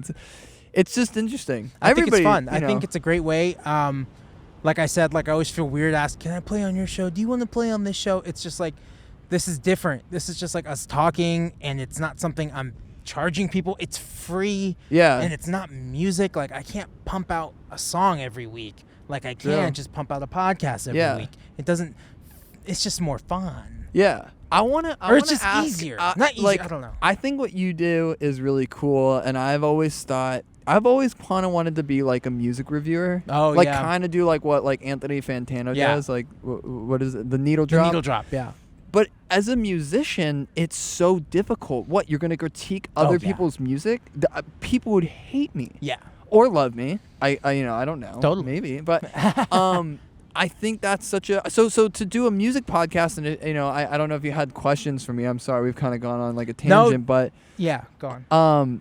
But it's like I think that's interesting to kind of like be in the scene, but also like out of the scene and kind of question the scene, like the music world and whatnot. And so, I mean, what can you say on that? I think the ability to relate to who I'm talking to, and it's like the big podcasts I've seen are like the Rick Rubin one with Malcolm Gladwell, and they talk to like Andre 3000 and who's the dude from Chic, freaking Niles Rodgers, and it's like that's not relatable. Those are like massive legacy artists where this is like you and I touring, maybe we got a couple thousand plays on Spotify, you have 1 million on one track, fucking awesome, like, and we're just trying to make it work. I would love to hear like Prince in one of those interviews, because his stories are probably so wild. Insane, He's like, oh yeah, we got a giraffe, and then like they flew a jet. Well, they had to put the giraffe on the plane, and that was the tough part. And so we got a crane, and they're just like, what? Like, and that's also why I like too, is like when people like ask questions on podcasts, sometimes I'm just like, you didn't go deep enough, man. It's like, oh, and then we got signed to a major label. Well, how? Yeah. I don't care. How? We go deep here. Did they see you at a show? Like, how did that happen? Yeah. Because I think I know for a fact, because everyone who DMs me is like in a band, and they're all like, oh, loving these, like, it is a little bit of insight of like what that next step is, from playing house shows to maybe playing 100 cap room, 200, 300 cap room. And I think it's a good insight. I don't know. It's just fun. It's just community stuff. Right now, obviously, you don't have anything to promote. Not really. That's the thing. It's like no one's promoting anything right now. I'll talk about what kind of what happened. I mean, as I mentioned earlier about the quarantine stuff, it's like I was on fire, baby. Totally. I was on fire. I was making music and I was finishing this EP, and then you just hit this point, this wall of writer's block and anxiety, and just I don't know. I can't describe it any more than it was a brick wall. Like I just kind of stopped. It's like it felt like in Forrest Gump when he's just running, and then he just kind of stops and he's just like, I don't want to run anymore. Yeah. Like that's not that I'm done making music, but no, I felt this like I need a second to like figure out where I'm going right now, because I'm kind of lost, and like metaphorically maybe no, it's just totally. I definitely like with the whole quarantine thing, it like threw me off. So I've kind of got back on track. It's delayed a few things, but like definitely I got this EP in the works that I'm really happy about. It was funny because I've been planning it for a while. It was all wrapped around 2020. Yeah. This was before 2020 happened, but this was like, oh gosh, I'm gonna finish this EP. Yeah. It was like this whole like the time. I actually I don't want to get too much into it, but yes, it was like a 2020 EP, and now I'm like, I don't want to make a 2020 EP. That's a cursed year. That's bad. It's cursed. Yeah, it's bad. I think what's cool though is I think this is an insight to we're gonna see so much new music in 2021 and 2022. Ooh, will we? I think a lot of people like just certain people who, as we talked about earlier, where it's like I think people benefited and are kind of going through self-reflection during this period. I think the people who tapped in are writing, are working, and are like, I'm putting this out. So I think we will see more that's true. In 2021. And I would like to think that's a lot of the heavy hitters. I think like somebody like, I don't know, just spitballing, like Tyler the Creator. Yeah. Maybe was like, this is the perfect, he saw this as an opportunity. He's like, this is the perfect time to hop in the studio. Yeah. What else am I going to do? That's true. And so it's like a lot of people like that who are just going to be like, oh, we hopped in a studio. I'm sure that the recording studios in this world are like jam-packed right now. Yeah. So there are people making music. Because there's years that have way more music than not so. I don't know why it always comes up to me, but 2012 was like such a good year for music. Big year. In my head, like that was... Yeah, I don't know what it was. Like that, I know so many albums where I'm like, oh, that was such a good album in 2012. Did Did the year the world was ending. You ever think about that? I always think about that movie, 2012. Yeah, I snuck into that. Did you? Yeah. I was trying to think about, like, do you think everybody on that movie set was just like, yeah, 2020? 2012? They're like laughing. They're like, world's not ending. Not happening, man. Dumb idiots. Or let's just make a scary movie about it, though. Fucking idiots. You know, do you think they were just like so silly, or do you think they were actually like, this is gonna be our last movie? You think they like thought about that? Maybe. That came out in 2009. Oh, did it really? I saw that. Whoa. I saw that, The Blind Side, and Princess and the Frog all in one day. No way. Yeah, just hopped. I love The Princess and the Frog. That was that Disney movie. Yeah, they got like the Zydeco in there. Oh, That's awesome. Yeah. Randy Newman doing the score. It's awesome. Oh, I love Randy Newman. Yeah, man, seriously. Oh, so 2012. What came out? Yeah. Was Salad Days 2012? No, I think the other one. I think that was 2. But that was there's other stuff that came out. I like. Yeah, man. I'm so into Pitchfork. That's so bad to say. That's so bad to say. But I'm on. No, I'm just asking. No, I'm just asking because there was like a peak where we all were on Pitchfork. I think it became it found its way into my morning routine. I think every morning and every night before I go to bed, because they're on Chicago time. So cool. If you check it at midnight, you kind of get the like stuff inside. For tomorrow? Yeah, exactly. Well, they're midnight. Oh, sorry. they're midnight. So it would be like what 9 or not 10. Yeah, and I got on that habit where I would check music blogs before bed and as I woke up and that's how I stayed in touch with a lot of stuff. I also have this prank I like to do. I know Photoshop a little bit, and I like to, when my friends release records, I'll be like, yo, check Pitchfork right now, and I send them a picture of the homepage, and it has their album as one of the reviews, and then I have a picture of when you click on it, there's like the little like headliner. It's like, this record like blew my mind, and then it has like a 9, and I'm like, dude, you did it. And then they get really mad because they're like, I checked Pitchfork, I can't find it. Oh no. And then I go, got you. And then they're like, they're like, lose this number. Don't you ever call this number again. It's like one of those anime gasps where they're just like, completely destroyed. Yeah. Oh my god. Boom. Yeah. Oh man. Yeah. No. I completely agree. There was a time where Pitchfork consumed the culture. Like, they set the pace for everything. I don't know if that's the case anymore. Well, I think why people would maybe roll their eyes or be upset by that in any sort of form is because you're kind of looking for another person to review the music you're listening to, where in reality, it's your opinion, what you think of it. But I've gone through phases where I listen to like a record a day, or I'll listen to an album like every other day, and I like to stay up to date with music. If somebody asks me about older stuff, I'm kind of like rocky. Really? Yeah, but the newer stuff, I'm like into the scene. I like it, and I like to hear what's coming out. So I do Bandcamp, SoundCloud, whatever. SoundCloud not so much, but Bandcamp I really like. Yeah, SoundCloud really. It's great for beats know what and stuff, though. Yeah. But it's just for the genre rock work music, on it. Yeah, it's not. Yeah. So, but it's not. There's one review that makes me so angry. One of my favorite bands is like Dr. Dog. Yeah, me too. And saw them Pitchfork gave them such a bad review. Oh, every record.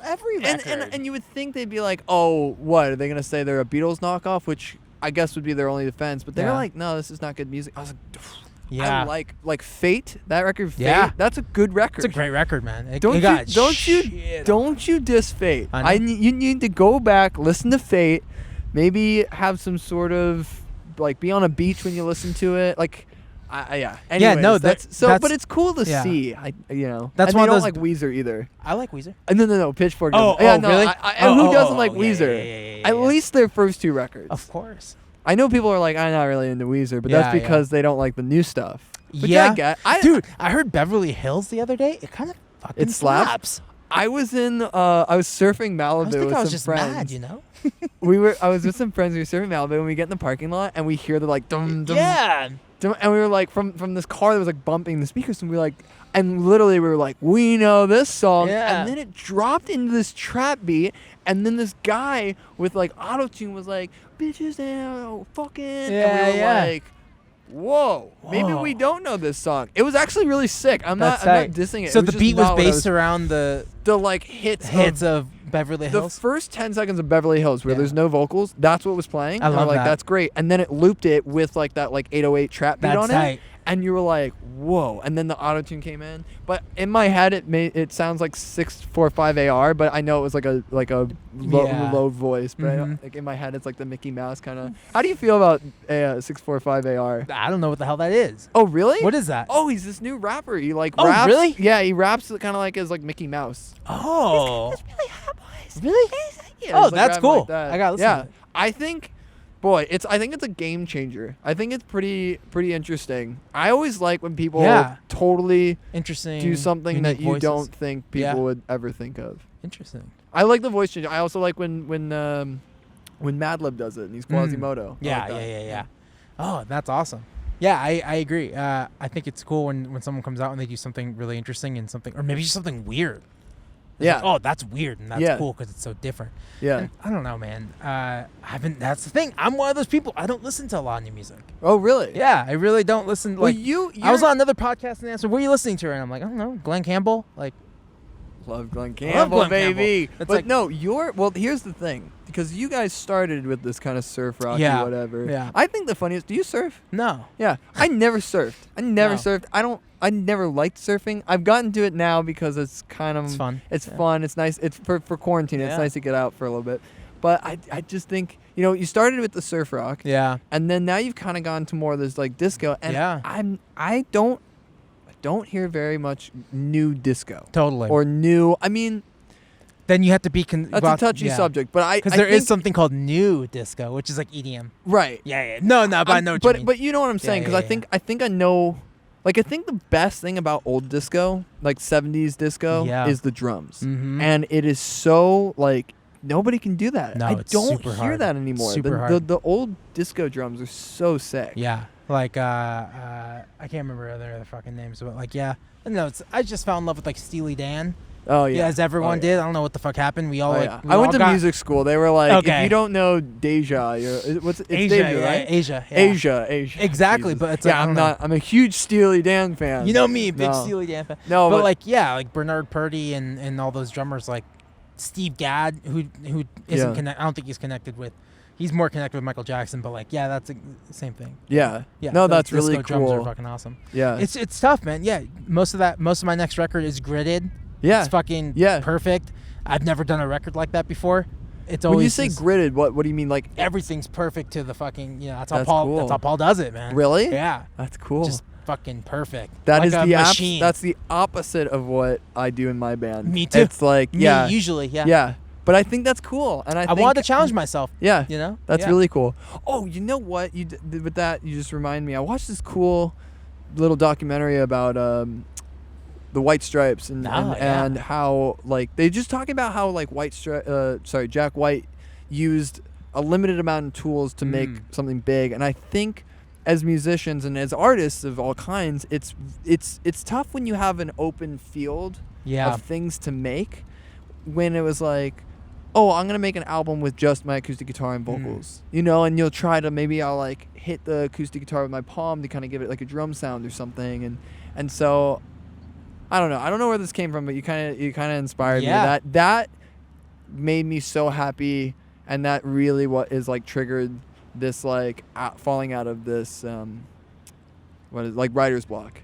That was I watched this little like documentary, and it was just talking about how it's like it's better to make something with like boundaries, and so like you're talking about you want to give yourself a challenge and be on this grid, and I think that is so cool because it's something you've never done before, and you kind of have to, it requires work, and it kind of requires like I don't know. There's a lot of things that you can't be doing. So now you focus on the stuff you can be doing, and I think that's cool. It's super hard, man. It's super hard to play like a machine, Totally. And that's why Steely Dan, they had session musicians. Yeah. You just had to find, and that's basically what I did. Like when the liner notes come out, you'll notice it's like different names on every song. Really? I just like that guy's the best guitarist I know. That guy's the best drummer I know. Like that's exciting. I'm excited to hear. It's cool. It should be cool. I'm excited. I'm excited that's actually gonna come out because I was like, I like Jenny. That was cool. Oh yeah. I was like giving up on albums. I was like, I'm just gonna drop singles, man. I'm gonna cut this thing up, and I'll have 9 months worth of content if I drop a song every month. That's where like I think things are going. Yeah. Everybody I know is like now doing EPs or singles, but I I like, for at least my project Warrington, like that is what I love. I love a cohesive record. I love you. It's like with all my stuff and with future stuff, it's like you have to listen from start to finish. Like that's always, it tells a story is what I want to do. So I totally get you though. Yeah. No, I completely agree. I didn't really, I don't know, man. I think I'm still torn between the album and the singles, and I spent so much time on the previous record, Rare Attractions, on like making it such a cohesive sounding record, and that this time around I was like, I'm gonna, I did all this every time. I'm like, I'd done this a lot. Let's flip it. Let's do something else. Yeah. And I don't know what I'm gonna do the next record. I don't know what the next record holds. Yeah. It's like I did it to a grid. I did it weird. And now, I don't know. Maybe I'll strip it back and do even less. And that's maybe I'll do an acoustic record. I don't know. That's another thing I think that like gets people maybe angry or something or doesn't understand, because I like when I have an artist that I really like and they have the perfect, I don't know, that's the perfect puzzle piece. It's just like, oh, I love their style, and then the next record is like, what? It's electronic. Yeah. Like as a listener, I may get mad or something, but as an artist, I'm totally like, oh, it's so cool to like try new things and adventure and try a new style, or like you start listening to more electronic music. So you're like, I want to make more electronic music. So it's like, yeah. I feel totally like you've changed your sound a lot too, Definitely. Yeah. Yes and no. I think, I started listening to a lot of country music. So you mentioned Glenn Campbell, so I got really excited. Yeah. I love which Glenn I guess Campbell.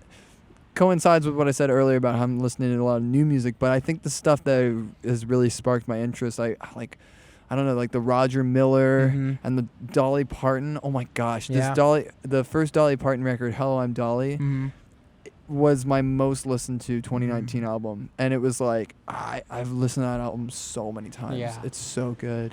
It's She's awesome. so cool. Yeah, does that one inspired you to maybe slow it down, the tempos of your songs, and kind of make them more?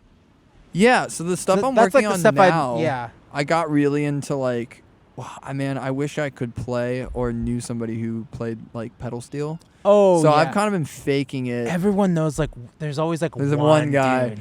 Dude. I was talking to the guy in Faye Webster. Do you know that band, Faye Webster? Oh yeah, yeah. She has a pedal steel player, and I talked to him, and he was like, yeah, I think he said something. He's like, I learned how to play like pedal steel like a year or two ago. Wow. And I was like, you must, because I think he's Nashville, and so or Georgia, something like that. And I was like, you must be the most popular guy in town. He's like, literally have a session like every week. He's tight. Like, and I think that's genius. Yeah. Like, think about that. I was like, oh, I'm going to learn harp. You learn harp. You will have a job every week, like on everybody's record if you like I just like, as somebody as soon as it becomes like in favor, it's like people want that harp. Have you seen that girl on Twitter and Instagram, Luna Lay or something? She's just been putting up these beats, and she's been editing quick little videos of her just like making them. That's cool. And she plays harp. Oh, that's cool. And it's like, oh, dude, she's gonna make that shit like come back. Yeah. I can Harp's sense cool. it now. Yeah, she's just sitting there like, and it sounds so fucking good. Yeah. As somebody who, for me, like as somebody who like does all the instruments, I gotta focus here. Like I'm trying to get like just good at like what I already know. Yeah. But I totally like. Yeah, I'm like faking it with the guitar, like the lap steel textures and stuff. So, anyway, the new stuff I guess sounds more country and raw. Cool. Yeah, that's awesome. Yeah, man. Excited. I think it's important to challenge yourself and change, and like I can't just keep making the same music over and over again. Like that's not fun for me at some point. And the same thing I idolized people like Bobby Darin, where he did like Splish Splash, and then he did Beyond the Sea, and then if I was a carpenter, like I like the three phases of someone's career. Or Tim Buckley, like a huge Tim Buckley fan, from being the pretty Bob Dylan to avant-garde jazz to sex funk, like that kind of stuff. I always loved, and I always wanted to do that. So I guess I'm just like in my second phase, I guess, right now. Well, how do you feel about this? So I was trying to explain to a friend, it's like I think we all go through phases, as you mentioned. Yeah. Like, I mean, I went through a ska phase. Oh yeah. I went through a phase where all I listened to was ska. It's coming back. It's coming back, baby. There's a guy. Ska 2 Network. Yeah. Oh, okay. That's what I was gonna say. That guy's great. Oh, dude. Yeah. I might hit him up to do the podcast. I don't know him at all. Oh, so. I hope he does it. Yeah. He's so cool. I want to talk to him. Yeah, but I've gone through a reggae phase. I've gone through a punk phase. Yeah. I've gone through metal phases. I've gone through like gospel phase. disco. The only one I haven't gone through, actually, no, I haven't gone through like a deep house phase. But I went through a dubstep phase for sure. But I think with all these phases, it's so cool because I think like in those phases we sometimes think that's the best. Yeah. You know, right now I'm in my country folk phase, and I'm like, totally. Nothing but country folk, baby. Yeah. But like, who knows what'll happen in a year? Maybe I'm all about that, like, heavy like electro, whatever you hear at EDM. Totally. EDM? EDC. EDC? EDC, yeah. No, I don't know. So who knows? But I think that's what kind of inspires these records. I think it's like what you're listening to in the time, and like what really like makes you feel creative, Mm-hmm. And right now I think with the country stuff, I'm like, gosh, like as like hot take here, but new country, I think the lyrics are very much about just they just don't have a heart. I feel like it doesn't have they feel very sterile. Yeah. And then like you listen to early country and you're like, oh my god, this lady's pouring her heart out. Oh my god, has a lot of depth. Yeah. And it's and they can be silly, and I like that. So that's what's nice. New country, as in like the top 100 country songs, those like the modern countries, like those ones, like yeah. Like Red Solo Cup, that kind of stuff. Gosh, that stuff is like that's. I don't want to say trash, but I'm not happy with some of that stuff. It's just so like trying to feed the masses.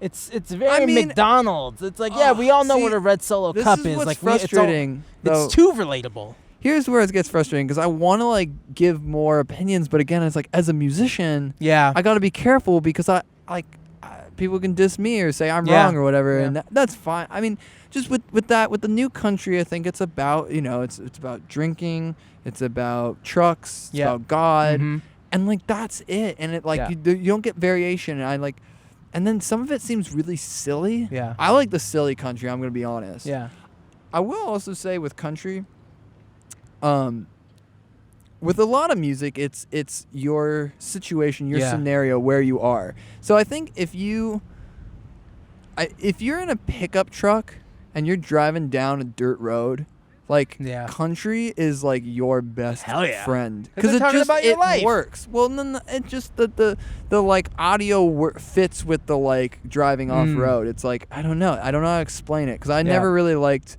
country, and I'm kind of getting the taste of it. I mean, I prefer old country over new country. The new country doesn't really hit my soul. Yeah. But I will say it's like I like a nice silly country song if I'm driving down a dirt road. Well, like there's a great one called "People Are Crazy" by Billy Currington. There you go. Listen to this chorus. You ready? Yeah. God is great, beer is good, and people are crazy. Like that. And that's it, baby. While you're driving down that dirt road, that's a T-shirt right there. Yeah. But I like the old stuff. It's man, the old stuff can be so oddly specific, but like still relatable. Yeah, but not I too also relatable. love hip hop. I mean, I'm like a big hip hop fan. Well, the weird thing is that people who love country like to shit on hip hop, and it's like, oh, they only talk about the same 3 things. You also talk about the same 3 things. Like, it's like you don't.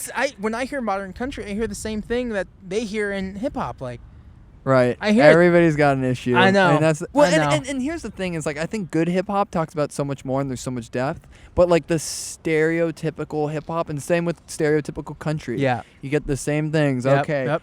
Same thing with rock, Yeah. I always think the modern rock. I think this is so interesting, but it's like I love that in punk it's like I don't shower. Yeah. I dress like crap, like who cares? It's all about anarchy or whatever, Yeah.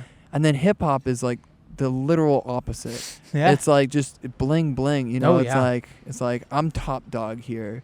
It's like literally completely different. Totally. And I love when I hear the kind of like connection. Mm-hmm. That's why I like that middle genre, the like sneaky middle genre of like the like show me the body and the like death grips and I wonder that punk hip hop vibe. I wonder if you could do that in indie rock though, be like about the money and like I think you're looking at like maybe like mainstream indie.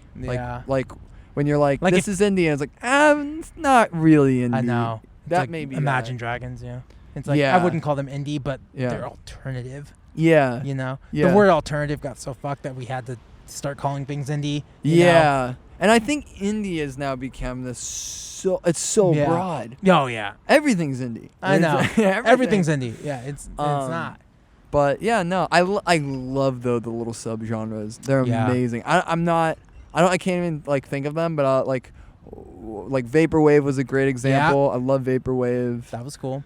That's still a thing, right? Yeah. Yeah. I was hearing things where it's like microwave pop or like things where you're like, where are you coming up with these? You know? The subgenres. Yeah. The subgenres of I like the subgenres of the 2010s. Yeah, that's what's so crazy, man. Now that decade's passed, it's just like, how funny. What's gonna happen in 2020, man? What's your hot prediction? Oh, my hot prediction, I think everybody can see this coming, is definitely the country hip hop collab. Yeah. I mean, after Lil Nas X, I think like it's brewing. But like that's the pop style, and I think we're gonna get the like underground hip hop country that's gonna be so like, it's gonna blow minds, it's gonna blow heads. People are gonna be like, whoa, this is so like, could you imagine like MF Doom singing over like a nice country beat? Yeah, like that'd be so sick. You'd be like, what is this? That's amazing. Did you I feel so weird asking this. Did you have questions? Did you? No. Oh, okay. We just started talking, and so I feel bad if we would have done this on Zoom, I would have, because Zoom is so fucking awkward. Oh, I love it. Fucking hate it. You're just on Zoom. You're like, so. Hey, what's it like in California? Yeah, totally. I'm doing Jerry Paper on Thursday. Oh, cool. So we're doing it through Zoom though. Okay. So I am gonna prepare questions, because it just happens like that sometimes. I just didn't know. We sat down and we just having a conversation. I know that's probably how you wanted to go, but totally. I wasn't sure if you had something planned. Like I was totally like, no. Okay, good. I prefer it this way. That's why I feel so good. I'm like, oh yeah, this is how the podcast was supposed to be. Because I've done like 3 months worth of just on Zoom, and it's fine. But like, I lost 2 podcasts because of internet was shit. Oh, really? And then she's like, fuck. Oh, how am I supposed to ask them to come back on now again? Like, my stuff is fine because I record everything like no without the computers. internet. Because this whole design was for like tour, because I want to take this on tour. And that's cool. I'm in Texas now. Here my friends are in Texas. Let's just film these. And I couldn't go on tour, so there you go. But this was originally all meant for when I'm on the road. Oh, wow. Yeah. And filming stuff, like filming vlogs on tour and promoting dates and just pumping them on YouTube and building the YouTube channel. But couldn't do any of that this year. But definitely. It was fun. Yeah, in the beginning, I actually had a plan I was going to do. Boyle had a tour that I was going to go with him on, and then I was going to take my van, and I was going to travel all 50 states recording in my van. Oh, cool. I actually have electricity in there. Really? So, so I was going to like do my little like recording studio and make a record in there. 50 songs, 50 states. Exactly. That was the idea. I guess I wouldn't do Alaska and Hawaii. That'd be a little tough. But it kind of got canceled. So that's okay. I mean, I'm kind of postponing it, but I'm ready. Like I really want to do that. I guess you could still do it.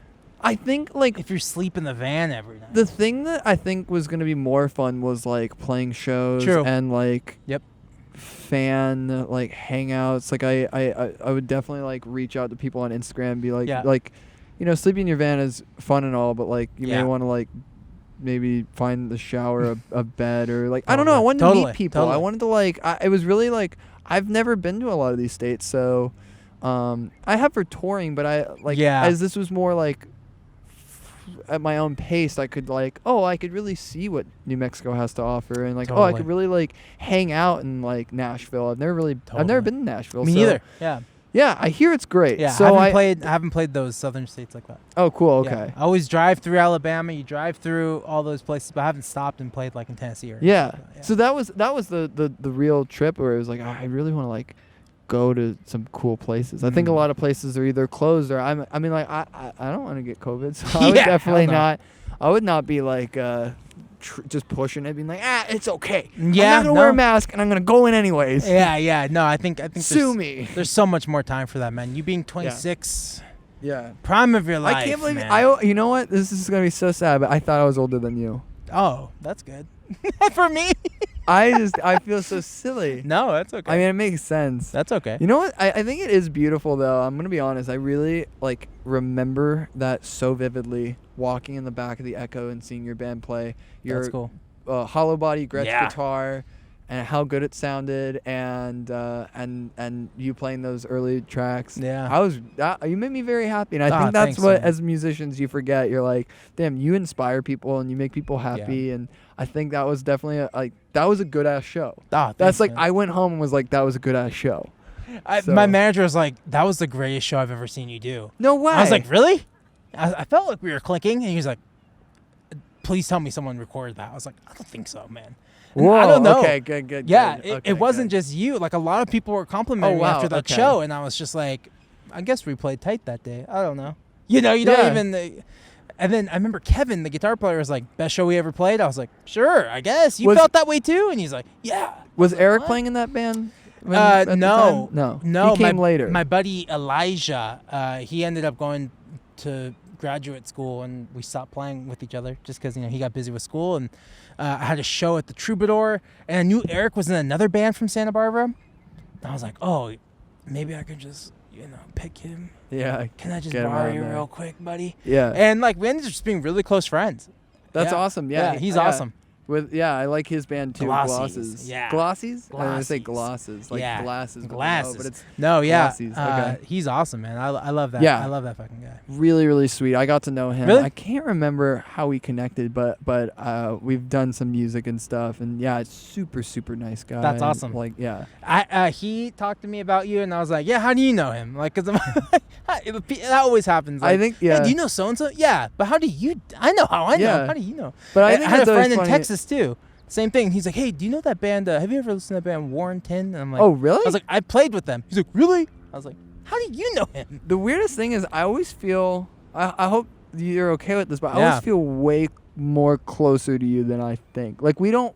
That's true. We don't hang out that much. Yeah. But I swear, I'm always like, oh, Ruben. Oh, he's the man. That's social media, like, though, man. Yeah. Like, we're always connecting. We're always tight. Yeah. And it's awesome. It's like. Yeah, there's a lot of people you just meet being in this band, and then you do the podcast and you talk to them, and you're like, oh, yeah, I guess we are friends. I'm embarrassed that I do that with a lot of bands where I'm like, that's all right, though. Oh, that band? Oh, I'm such good friends with them. And then if you ask that band, they're like, oh, you know Warner? No. Warrenton? Oh, I've heard of that band. Yeah. I think I met him once. He's kind of annoying.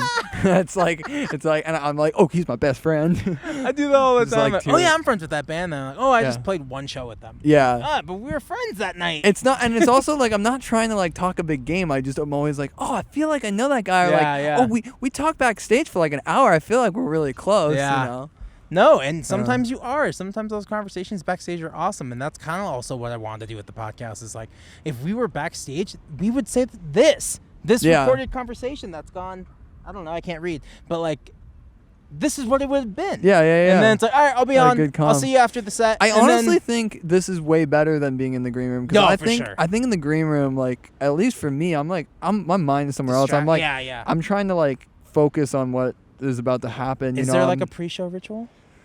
It's me just being stressed out and like freaking out and just making sure, everything goes according to plan. Yeah.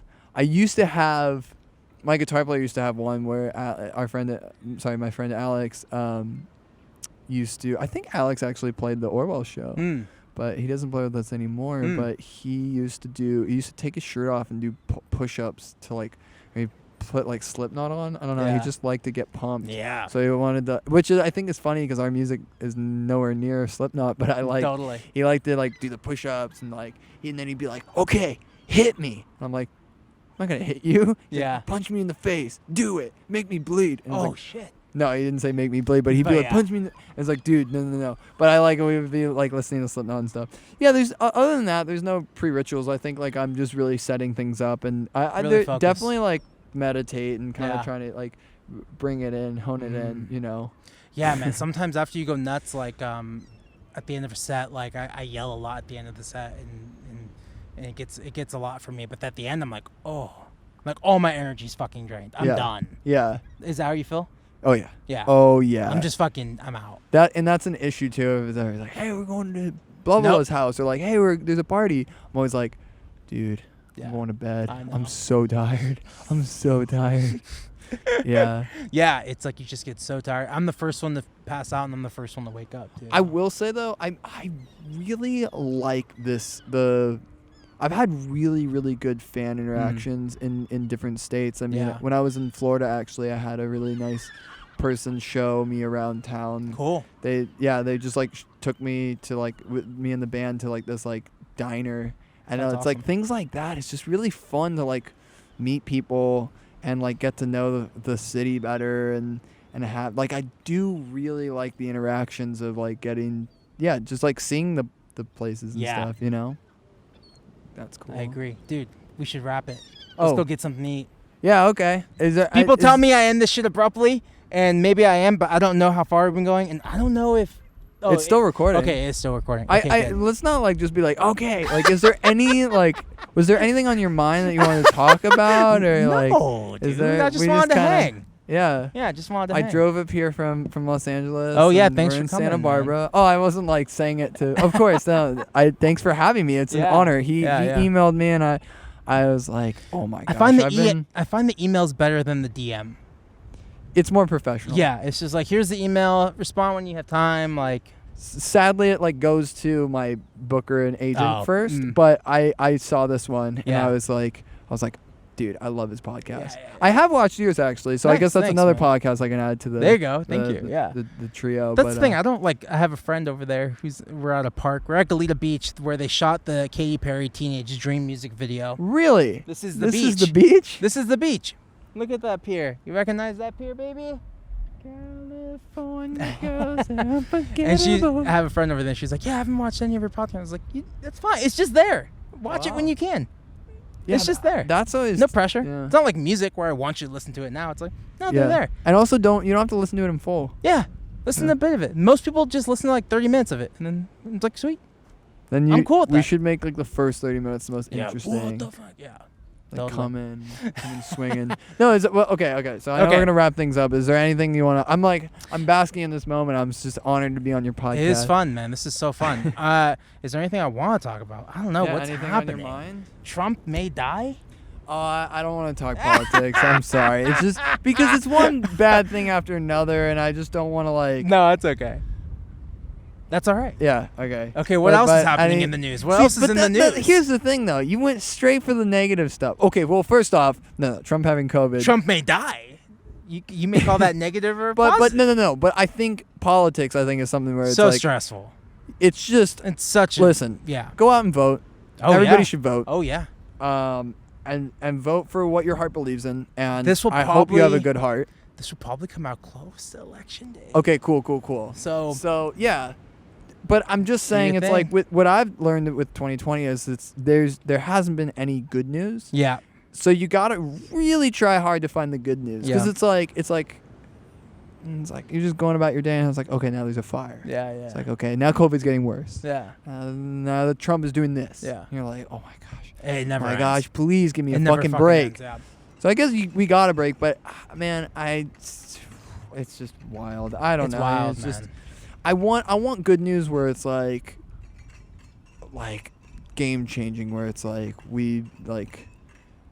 I know this is gonna sound silly and generic, but like world peace, like America and Europe have like shook hands. I mean, I already know we're like on good terms, but like just like the borders open and people like start hugging each other on like COVID is dying down and like, you know, I don't know, just free healthcare and that'd be the best news. Just something nice. I don't know. I don't want to hear like I just want to hear people being like nice. Totally. Just everybody's like everybody's just getting bad news. Yeah. What else is in the news? I don't know, man. I don't want to hear the news. I want to know about you, man. Other than that, I've been good. You know, my girlfriend lives in Westlake Village, so I'll go there every once in a while. That's like the Valley, right? That's like LA. Yeah, pretty much. You go to LA like a lot? Well, it's like in between LA and Ventura County. I think it might be technically LA County.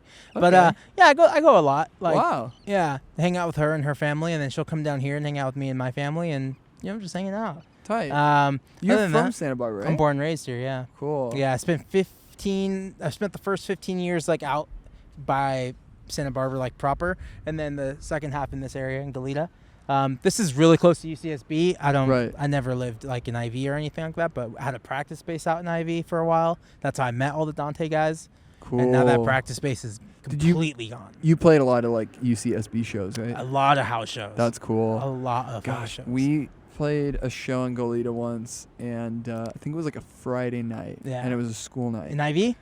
In UCSB. Yeah. And oh my gosh, I just kept thanking God. I'm like, thank you, God, I didn't go to this college. You would have dropped out. There was like, it's not even like there was like one or two. It was like many underage kids throwing up in the street. Yeah. Like screaming, things being thrown. Yeah. And I'm on like a public street. This isn't like a neighborhood. This is like a main street. Yeah. This is happening. And I'm like, whoa. Like hundreds of bikers. I mean, it seems like insane. A paradise, but like everybody's just like, I don't know, man. It was just overwhelming as hell. I was like, I talked to a lot of kids on tour who was like, "Oh, you're from Santa Barbara. I'm going to UCSB next year." I was like "Don't drop out, dude. Don't drop out. Yeah, pace yourself, man." Yeah. Well, because you think about you're a kid from I don't know. I can't remember those kids. So say they're from like Houston, right? You're a kid growing up in Houston. Houston's a big city, but it's nothing like this, dude. Your school's next to the fucking ocean. There's alcohol everywhere, like dude. Yeah, I don't know. This is insane. I'm not I don't want to sound like a Karen because I definitely think like everybody should have their heyday. You should, yeah. But like, and get into some sort of debauchery and some, of course, some fun. Get into fun, for sure. Be 18. But oh my gosh, we were like, it was like the first time I was like, I'm so glad I'm this age. Totally. I went to music school, so it was like 100% opposite vibe. Yeah. It was like I better study tonight so I could get good grades. The big part of the reason why the EP sounds the way it does is because of Isla Vista, man. You can't play slow songs in IV. It has to be fucking go, or they don't care. Cool. Yeah. And then you have to buy a keg. That's like the only other rule. The band would buy the keg? Yeah, we'd buy a keg. No way. We'd buy a keg and put on a show, and then people just showed up. That's actually genius because it's like, oh, you got a keg, we're going. Yeah. Because it's always like, we're going to go to this party, and then the second you find out there's no beer, you're kind of like, I'm leaving. I'm out. Yeah. So we would buy the keg. Sick. Okay. My drummer lived on the first block of the main strip, so it's like all freshmen. And you get kegs, gosh, I sound like. Yeah, four of us. We all pitch in four. Yeah. 4 ways. I don't know how much a keg is anymore. Yeah. I'm an old guy now. Like liquor store, that's cool. Okay. Yeah, totally. Yeah, it was a whole system, and like those kids who were freshmen and they saw us the first year. I think we spent like maybe 1 year in Isla Vista really hard, like every Friday and Saturday night. Excuse me. But those kids went off, and if they were interested in music, like the most random places. I talked to Ali Makovsky, comedian, really funny, but her manager used to watch us in Isla Vista. Really? Yeah. Whoa, that's wild. It's so insane. So stuff like that happens all the fucking time. It's like, or like some A&R kid who works at fucking Atlantic. I saw you when you were in IV. Like, I'm like, whoa. How about you hook it up now? Though? Yeah. Wow, that's crazy. Yeah, stuff like that. It's random. It's really random. And it's a lot of those kids who end up the 18-year-old kid who works at the radio station. Those are the kids who love music and eventually start working in the industry. Yeah. You kind of see that turnover after like every 4 years. Like, I was at KCSB, and when your record came out, we played it all the time, and now I work at this label. It's like, oh, cool. Okay, hi. The radio people are the coolest. I think they are. Did you ever do stuff with Fullerton Radio? Oh. Like Sarah? Maybe. That was such a cool scene. Yeah. Fullerton was really rad for a while. Fullerton was great. I mean, Costa Mesa, Fullerton, like that area, I think was like very much the surf rock vibe, and with the growlers and everything. Yeah, did a lot of shows there back in the day. But I like as a kid, I to be honest, I didn't really listen to radio. I listened to cassettes, and then I went to CDs. And I think. I grew such an appreciation for it when I started meeting like kids who were part of radio stations who were doing interviews. When you do like in studio sessions or whatever, like those were so cool, and like talk about music knowledge. These people really knew what they were doing. They love it. Like very passionate about it. It was really cool, and everybody who worked there was just like so nice. Yeah. That's why I love those like KEXP. I grew up on those KEXP sessions. Like I always wanted to do one of those, and I was like, this is so cool. And yeah, I love those. Absolutely. I still want to do a KEXP. I still want. They just started a podcast. Oh, did they? Yeah. Well, they can't. They're not doing live sessions. So. Yeah, right. You would Pitchfork imagine started a fucking podcast. I did see that actually. Yeah, I saw it. Yeah. You would think that they could do like a what is it, like a socially distant. Yeah, like session, but then again, it's like no bands are touring. Yeah. So they can get like the locals, but they won't get Yeah, you gotta go all the way to Seattle, huh? Yeah. Yeah. I'm sure people would do that though if KXP was like, just drive to Seattle. I will drive tomorrow if that's what they ask me to do. Yeah. Exactly. I love those sessions, man. Yeah. But other than that, I've been good. I've been pre-order the album now. Cool. You know, like and subscribe to YouTube. Need those like and subscribes. Cool. I'll probably do an intro before this podcast, but yeah, where I promote all that shit. But yeah, other than that, Emotions, the new single. Drop another single next month and keep the ball. What's the record called? It's called Mid-Century Modern Romance. Mid-Century Modern Romance. Yeah, I love those ones with the alliteration. I love a big alliterative. Yeah. I don't know if that's a real word, but I love a big title like that. Anglo-Saxon Summer. What does it mean? Nothing. It just sounded good when I said it. Oh, cool. Okay. German Aquatics. What does that mean? I don't know. I just kind of said it one day, and that was the album title. Oh, yeah. All right. Yeah. I don't put any thoughts into it. People have tried to check me on my album names, too. Oh, really? They're like, what the hell does that mean? I'm like, I don't know. Watch out. I just fucking thought of it one day. Yeah. Yeah. I know. Is there anything you want to talk about? Is there anything? What's the best way for people to support Warrenton? Let's see. You can stream me. I'm on Spotify and iTunes and all sorts of fun stuff. I have a YouTube account. Yeah. I don't know if my YouTube account is any good. It's just music videos. It's just music videos? I got a website, which I'm like pretty proud of. That's awesome. Yeah, it's just Warrenton.com. Did you do that this year? No hyphen, no dash. Did you do that this year? No, it's been up there. It's been up there. Made it on Squarespace. Yeah, I just did the DanteElephante.com. Hell yeah! Finally this year. You feel like that is real. What makes you feel like you got that like business check mark. You're like, I'm a real business now. Well, I guess that sounds weird, but technically a musician is a business, just for people out there. That's why they call it the music business, man. Yeah, but like it's just funny as like having a band. You're like you have to like you start a business account and you like it is a business. But totally. I think it's. I don't know. I think people would be like thrown off when it's like, no, you're a musician. It's like, yeah, but that's my job. It's both, man. Yeah. You have to be an artist and the CEO. Yes. Well, and that's, I think, the interesting thing is because I think a lot of musicians are good at one of those things. Yeah. And then you have to find either a friend or a manager or an agent or something to round out the other side. I'm horrible. Yeah. Horrible at, like, emailing and stuff. Oh. Horrible. I just, and communicating, I think recently I got really bad because I used to be so good, I think, with my fans and emailing and all that stuff. And then as I got more into like meditation and I started kind of working on anxiety and stuff, I just tell myself, I'm like, okay, you're not going to look at the phone today. Or you're not gonna, and then it's like 3 days go by and you're like, fuck, I didn't respond to anybody. And then they pile up and then it's just a mess. And then it's like, I want to go back and like answer all these texts in one day. But then you're like, oh, that seems so like douchey. That's just like a jerk move. Kind of blew it, you know? So it's, but then at the end of the day, I realized like people have got their own agendas. They're not waiting on to hear back from you. I mean, they're smart, you know, whatever. People are busy. It's my own thing, you know. I'm figuring things out. I'm pretty good with responding back to DMs. Yeah. Every time I get a DM out, at least I gotta respond back. It's always just people send me their music. Have you ever gotten like a really weird DM? I get those ones where it's like, hey, can we what is it? Can we use your page to like market things? Or something? Those are fake, aren't they? I think are they so. Real? Yeah. We'll give you a free watch. You know, a free watch.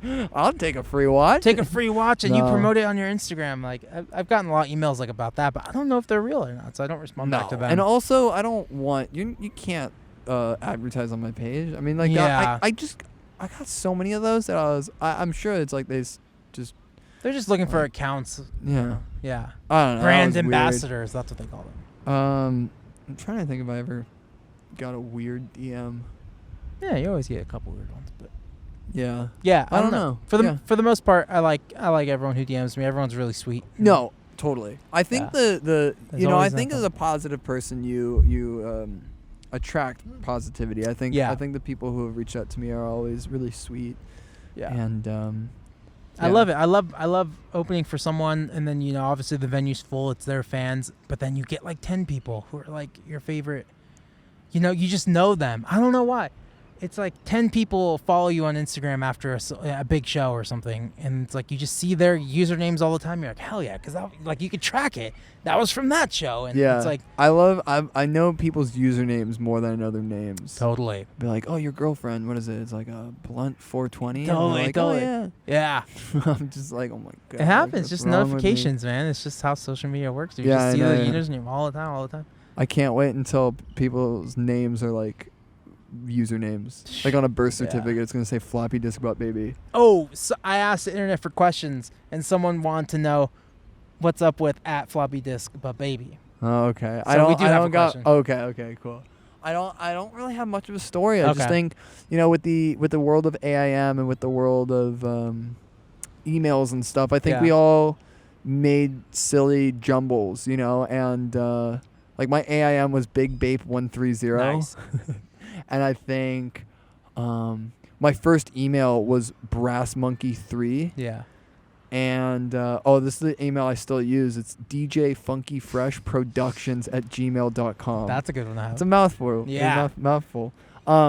But yeah, no. So it's just a word jumble, and it was right. So floppy disk was my like personal one, and then I had like my own Warrington account, and then I was like, you know what? I'm just gonna merge the two. Yeah. And so that was, I don't know. I never changed it. I think I'll always keep it. You think you'll keep it? You won't change it? I think so. I don't know why I'd change it. I think it's funny. Yeah, it's good. And I think a lot of people don't know what a floppy disk was. That's true. I dealt with floppy disks. Yeah. My parents, when I was growing up, we had, I'm not joking, we didn't have a Mac. We didn't have a PC. Yeah. We had a global PC. I'm sure you're wondering, what is that? Yeah, what is that? It was like a computer that you get from like I think like an infomercial. I don't even know. This computer did nothing. That was my computer. It's like, do you ever see that Tim and Eric where it's like the internet? Yeah. That's what I had. That's crazy. It's like, you want music? Pop in this floppy disk. Whoa. And it's like, if you want to use the internet, you pop in this floppy. It was like the worst computer I like in the world. It was horrible. And I thought it was so cool. That's awesome. That's so tight. Yeah, I think that was one of the questions I got was username. Floppy disk. Yeah. Just a word jumble. It's just I love it.